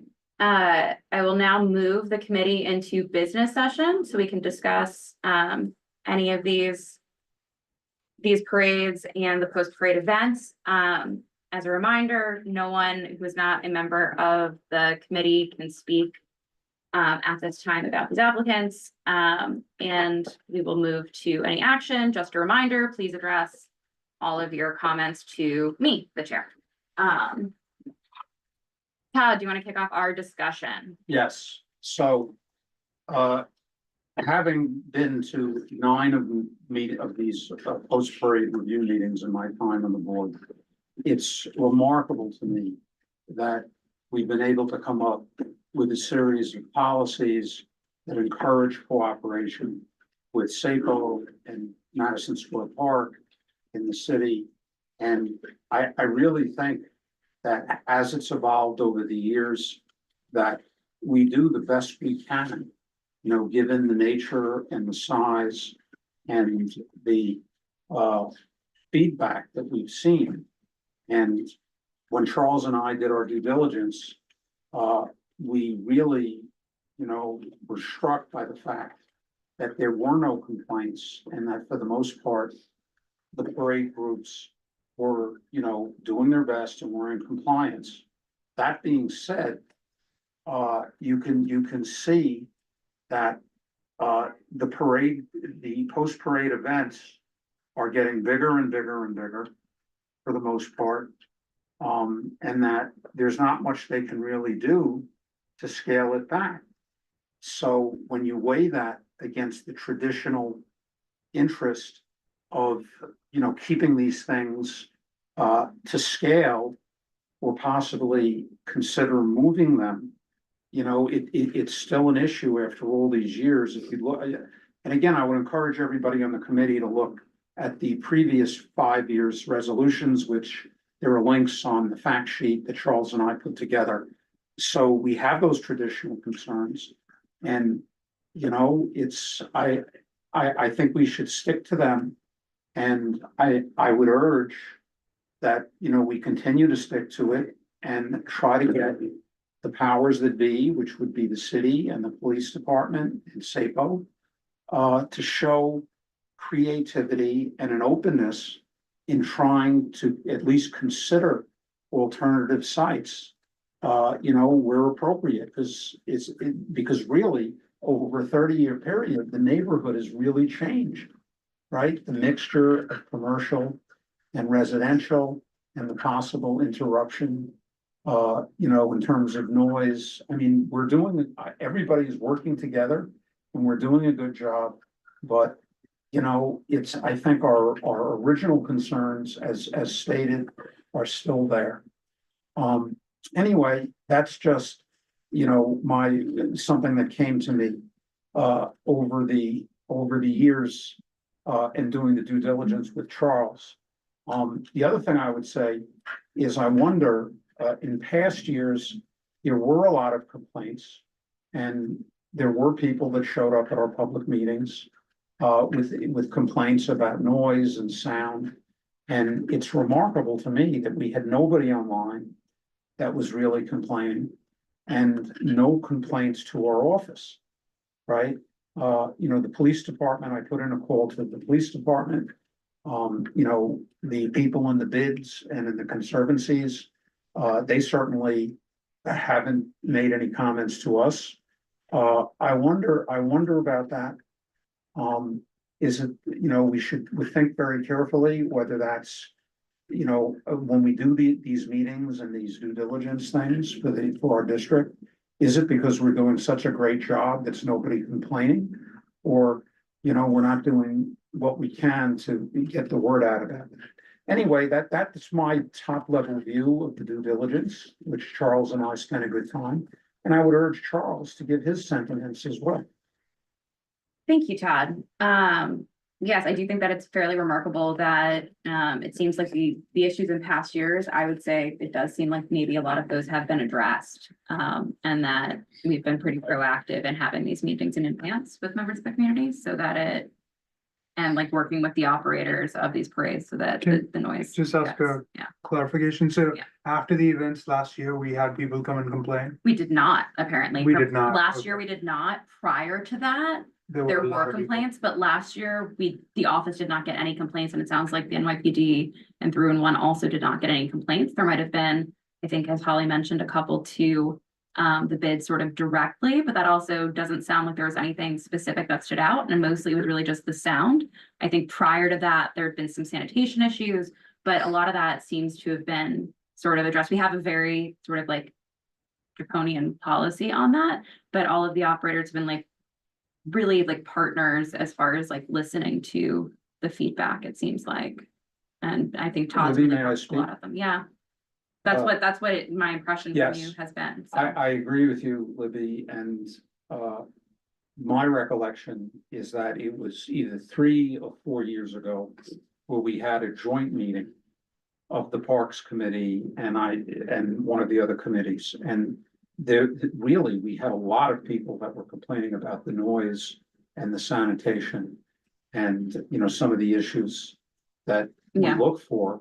And to me, it's really remarkable that we don't see it. Yeah. Okay. So that was 3 to 4 years ago, but then Yes. last year But or the then- year before that. There's been a Now, lot it's of, been- I think there's been a lot of outreach been though, outreach. to make sure that it, Right, so, that's what we see.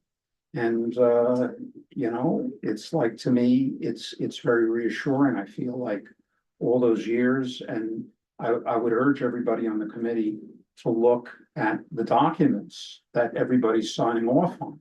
They're quite detailed and granular and take into account all of the different factors and the fact that everybody's signing off on them and they take us seriously speaks to how effective we as a committee can be if we're consistent and we have a policy and we keep at it. okay, Charles, I see that you have your hand raised, so I want to make sure that you get to Yes, comment. Thank you, Yes. Chair. Yes, so Chair, as someone who lives here, right on the parade route on Madison Avenue, and who has attended some of these parades, I'm actually looking forward to going to the Turkey and the Philippine one, as I have missed them in the past, unfortunately, but I've been to the others. I definitely have a first-hand experience of being in the crowd. I get my friend to video for me for my YouTube channel for the different parades. And I must say that one thing that does stick out for me is one good thing about these parades is the crowds compared to some other parades in the city are very respectful. They don't, the noise level of cheering and clapping isn't over the top. And I must say that is good. But it's just the pedestrian mobility, being able to cross the parade route, or if you want to go, downtown or uptown, obviously it can be difficult at times. And after the parade, the festivals can be very crowded. Everyone's walking in the middle of Madison Avenue, and it's very, very busy, very congested. So that is a concern, but I'm pleased that some of the parade organizers have said, hey, we would love to have a bigger space if the city would give us it. So obviously, they recognize that they want somewhere a bit more accommodating. So I hope that maybe we can also let the city know this, try to advocate for them to say, hey, they would like to have something more bigger, more accommodating. I did want to bring up that question with the gentleman from the Persian Day Parade, as I didn't think it would be appropriate with him as he was upset. But with the others, it was good to hear that, they feel that way, and they recognize that in a way Madison Avenue isn't that accommodating to their needs, even though some residents like me love to have them there. Don't get me wrong, we don't get too many parades on this side of the city versus other locations. So, I do think it's something, Chair, that we should try to help them with and let the city know there is that need with some of them. Thank you very much. Yeah, thank you for your comments, Charles. And your hard work with Todd doing due diligence and coordinating all these logistics for these conversations to happen, to continue to balance. Does anyone have any additional comments? Anyone in the room? All right, James Michael Southworth, did you have a comment? Yes. Yes, I just raised my hand.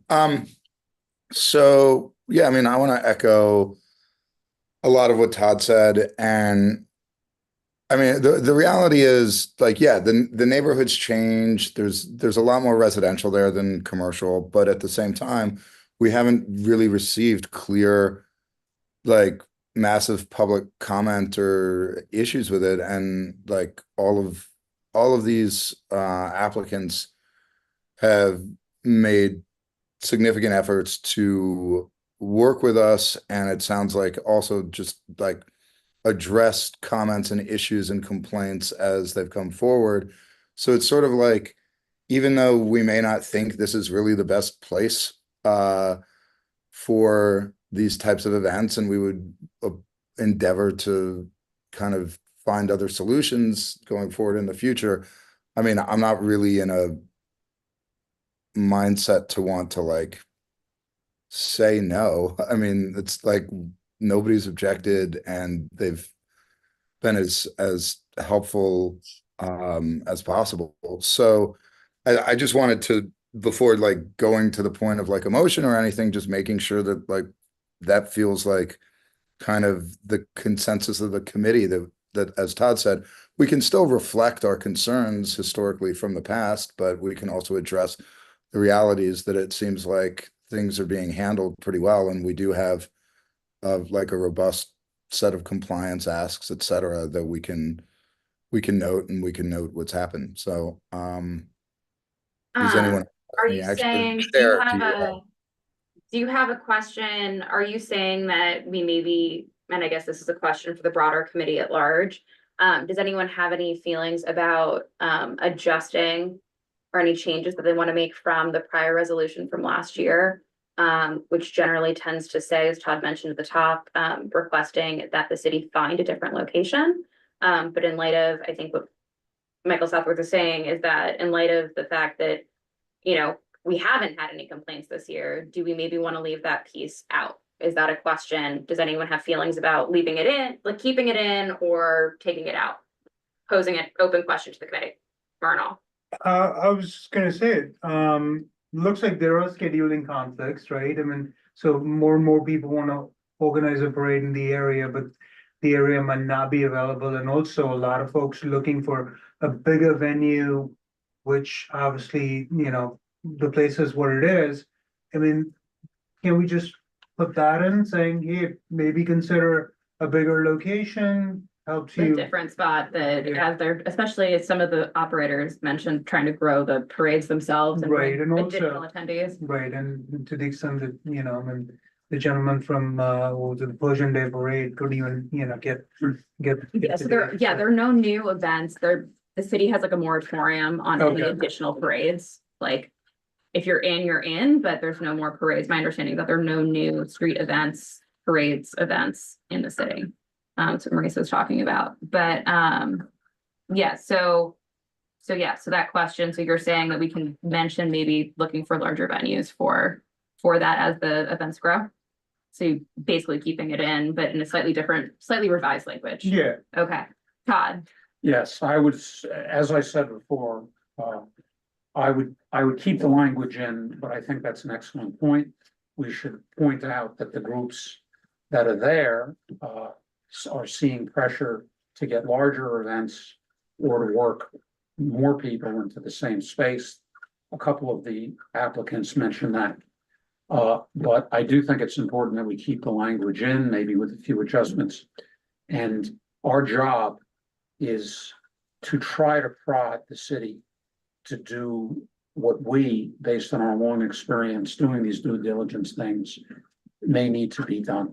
I mean, to me, the fact that you can have no new groups do parades and that you're favoring one over the other, that's never a good situation in a city as dynamic and growing like New York, to simply say they can't do an event here, right? And these other groups can just because they're here the longest. That's never a good situation. So, you know, we can point that out and, you know, credit to the groups for doing a good job, and we're not criticizing anybody based on performance, but I think that that's an important thing for us to Well, bring that's it. not the issue with the Persian Day Parade, just for clarity, it's that it's like you cannot have two back-to-back events on the same weekend. And Right. when the permits came in, the SAPO was not responsive to the fact that it was on the same weekend. Right, but even so. But that's not the reason. It's been in the local press that there's just not enough days. In other words, there are new ethnic groups that are in the city and they can't do their parades up and down Madison Square, Madison Avenue, right? And that's why I said originally the city, it's a big city, right? And the fact that everything's got to take place in Manhattan because, you know, that's where everybody wants to be. Yes, that's true. I understand it.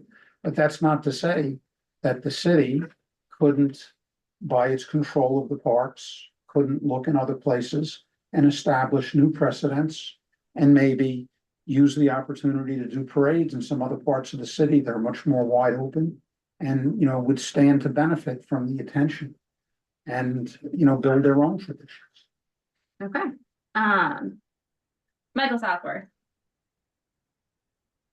Thank you, Chair. I wanted to just follow up on what Todd was saying there, because however I support that. I just want to make sure that it's worded that it's like, we're not suggesting that we undo that freeze on Madison and Fifth Avenue, because I live on 35th between Madison and Fifth Avenue, and it's already a lot. But I also understand the concept of, we want to be equal and open and embracing and encouraging. And I also understand it's like, well, where else should an after event be than at the beginning or end, well, really the end of where a parade is. So I understand the natural reasoning of putting it there, but especially if the realities are that these will hopefully grow and have a greater economic impact, that, I mean, they are very clearly all space limited by that area. So just being like a little careful in the language as it's drafted. But other than that, I just wanted to make sure we weren't gonna like go and say like, oh, the city should be making more dates available, because I'm happy to be okay with the ones that are in, but it's like, Okay, so you're in can't do it all favor, the let me just clarify. Southworth is in favor of language that would say, hey, we understand there's a moratorium. We think the city should look at other venues, generally speaking, for different parades and different cultural groups to be able to have that opportunity. These events, additionally, separate item, these events continue to grow. Like, they've also struggled with like requesting more space. And as the crowds have gotten bigger, so that the language will stay in, but slightly adjusted, that it's not that. I think it also would make sense, at least for me, I would feel more comfortable if we acknowledge how much they've worked with the community board. The fact that we haven't gotten Absolutely. complaints in the last Yeah. year, I think is something to really, I think that's commendable and notable. But there are very few applicants we get that are this like collaborative. yes. Okay. Anyone that we have not heard from yet? Isabel, perhaps? Anything? Any feelings, thoughts? Okay, Annie? Nothing that hasn't been said already. All right. No, I agree with that. I think highlighting all the work that's been done previous to this is important just to underline. Yeah. John, do you have any thoughts? No,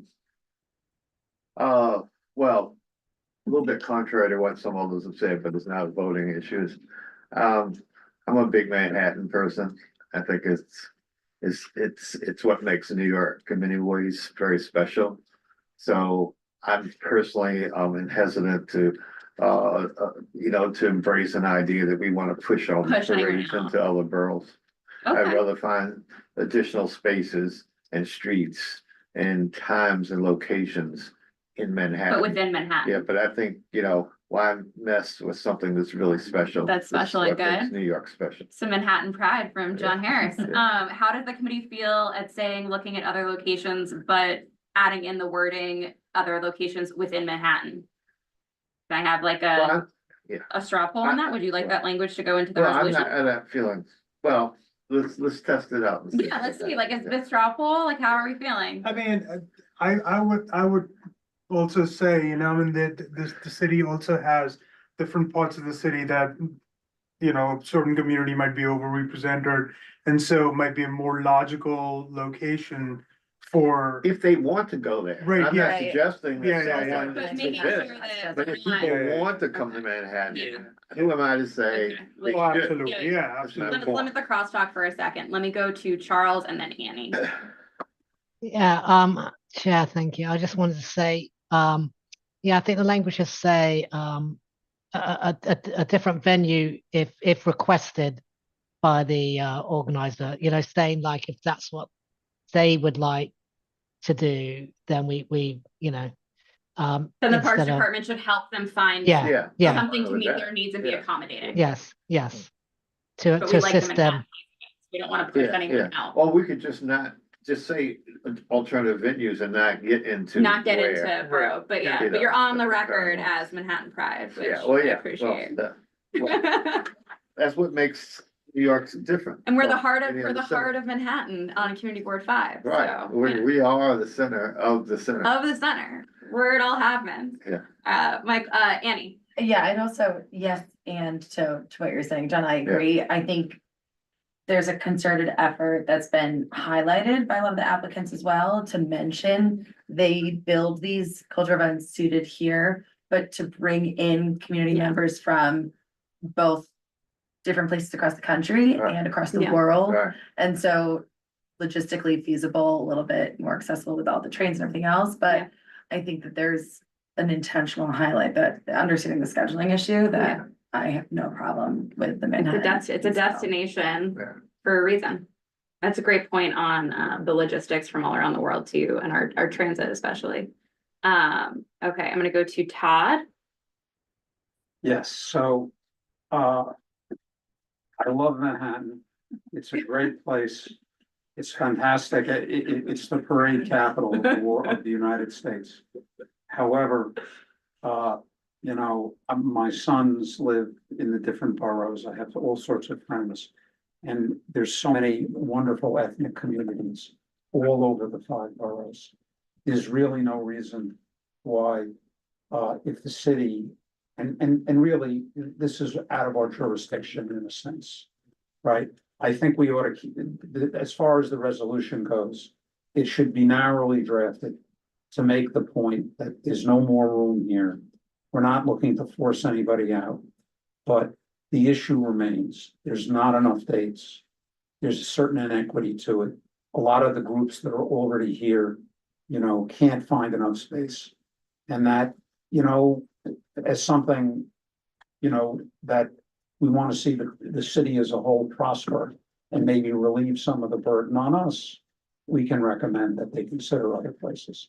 And, New York City, a lot of the neighborhoods out in Queens and even in Staten Island and other places, they have lots of open space.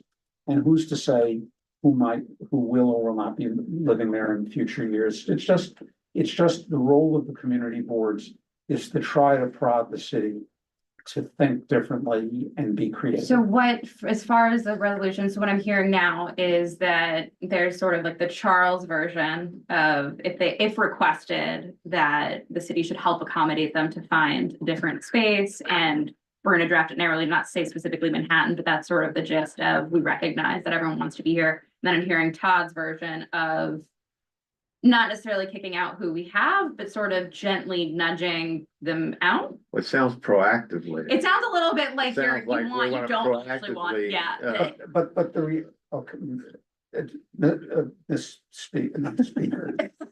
Chair, I'll take. Madam Chair. So I'll be what- nice to Felicity. I don't believe that we should ever be involved in zero-sum games. What I'm suggesting is if we use the influence we have to prod the city, we're talking about the mayor's office and, the Parks Department that are across all the city. If we prod them to be creative, we may create a situation in the mid and the long term where some of these groups might want to move to a bigger venue. That's all I'm saying. Okay, so do you have specific language that is different that you would want in the resolution?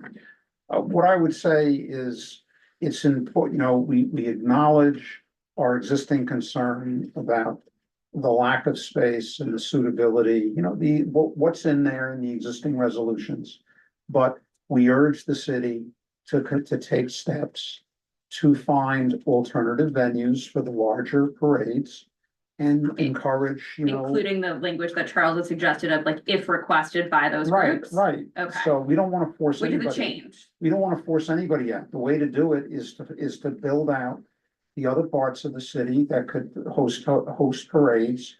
And our city is noted for its stuck in stasis, our government, not the people, right? And get it to think about all the different boroughs and what they have to offer, and build alternatives so that the bigger groups will go where it's better for them because there's more space. And the ones that want to stay here where the size is appropriate can, right? It shouldn't have to be a zero-sum game. That's all I'm saying.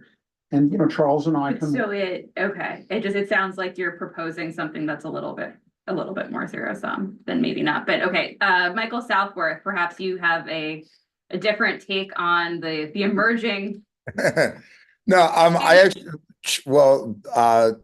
yes, Madam Chair. I just wanted to support, I thought what John said was interesting, and it sort of just reminded me, I was watching like the Bob Dylan movie recently, and I like how Manhattan is and how culturally vibrant it is, et cetera. So, but at the same time, so it's like, yeah, maybe there's just a compromise of language where I don't think there are two different directions here. I think it's just having language that like we do also encourage the city to explore like non-historical, non-traditional venues for both parades and after events, so that like the menu of what's available might be better for some groups that are seeking to do so, but like, I mean, I think there's a path through it, and I assume Todd and Charles are gonna be writing this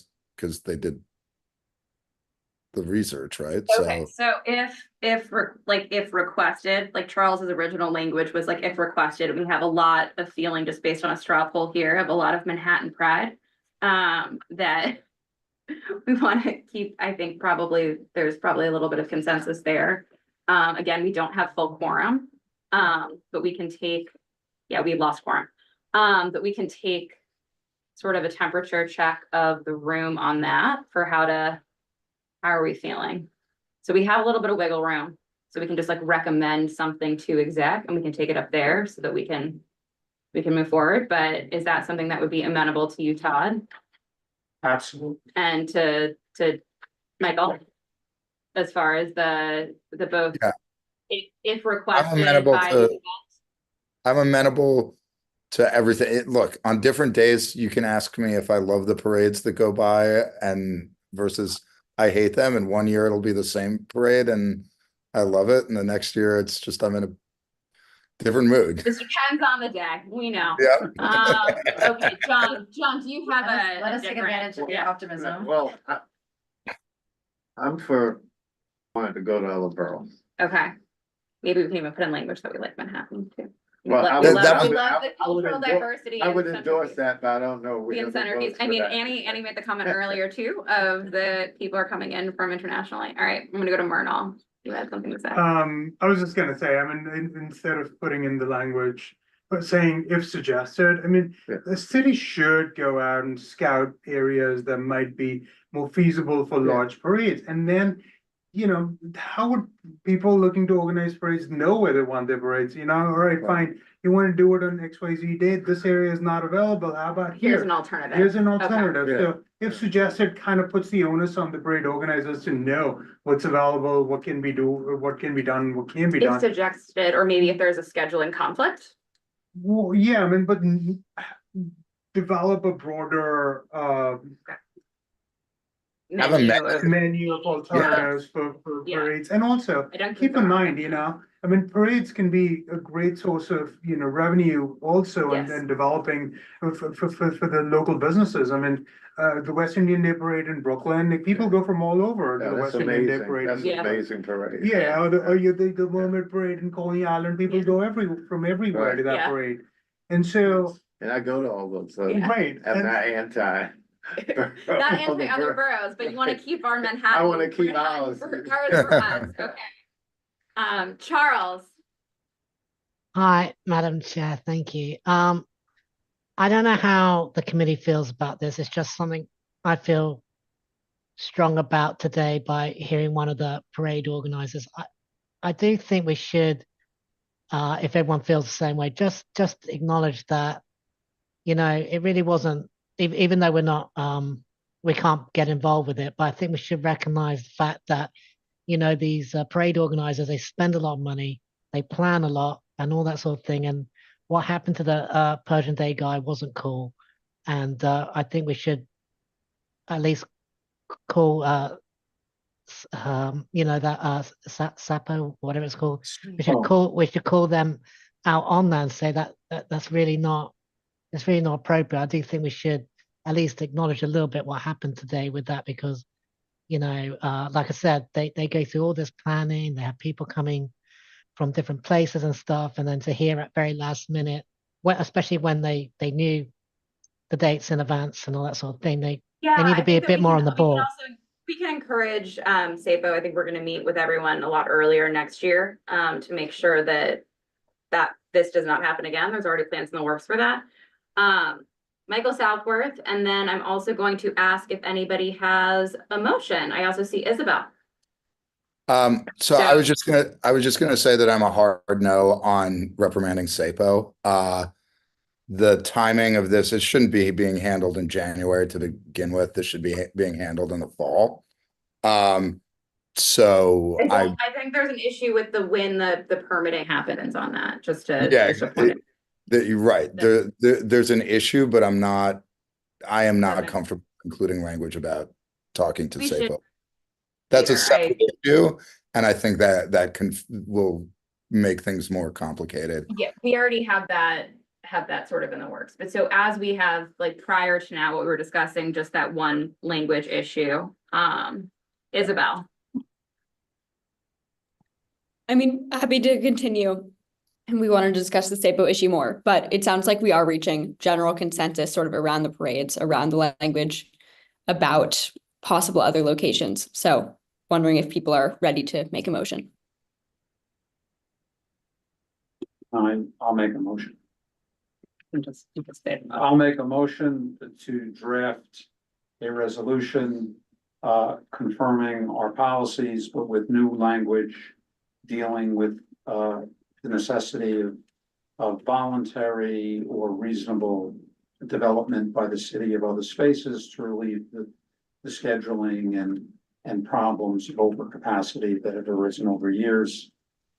On and on and on, addressing it consistent with our past language and concerns as noted in our previous. And then resolution. praising the stuff we talked about of working with the community. All right, so Second, got a motion. second. Is there a second? Charles is a second. All right.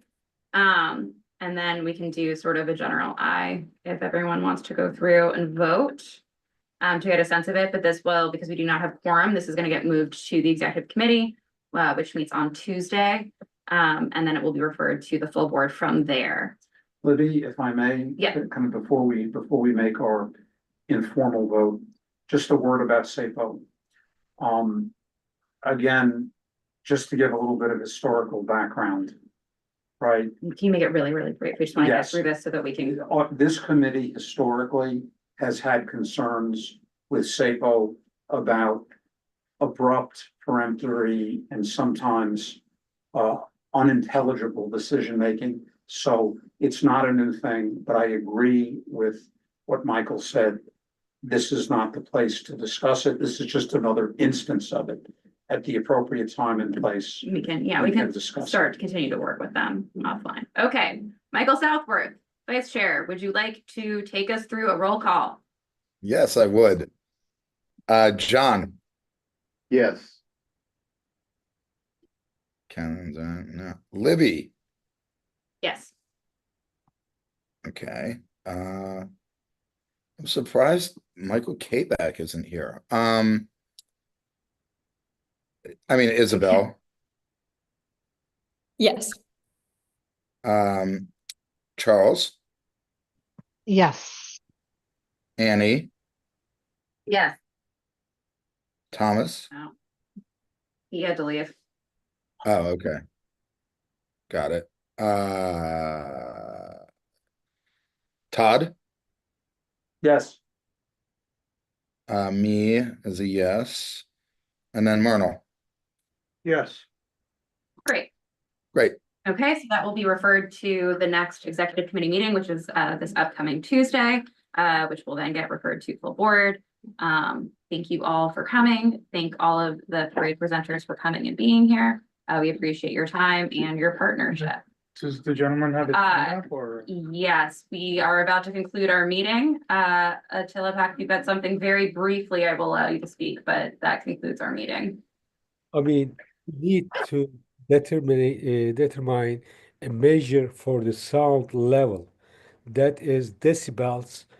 What do you think about? Yes, we will, our Todd and Charles will follow up with you about the decibel level.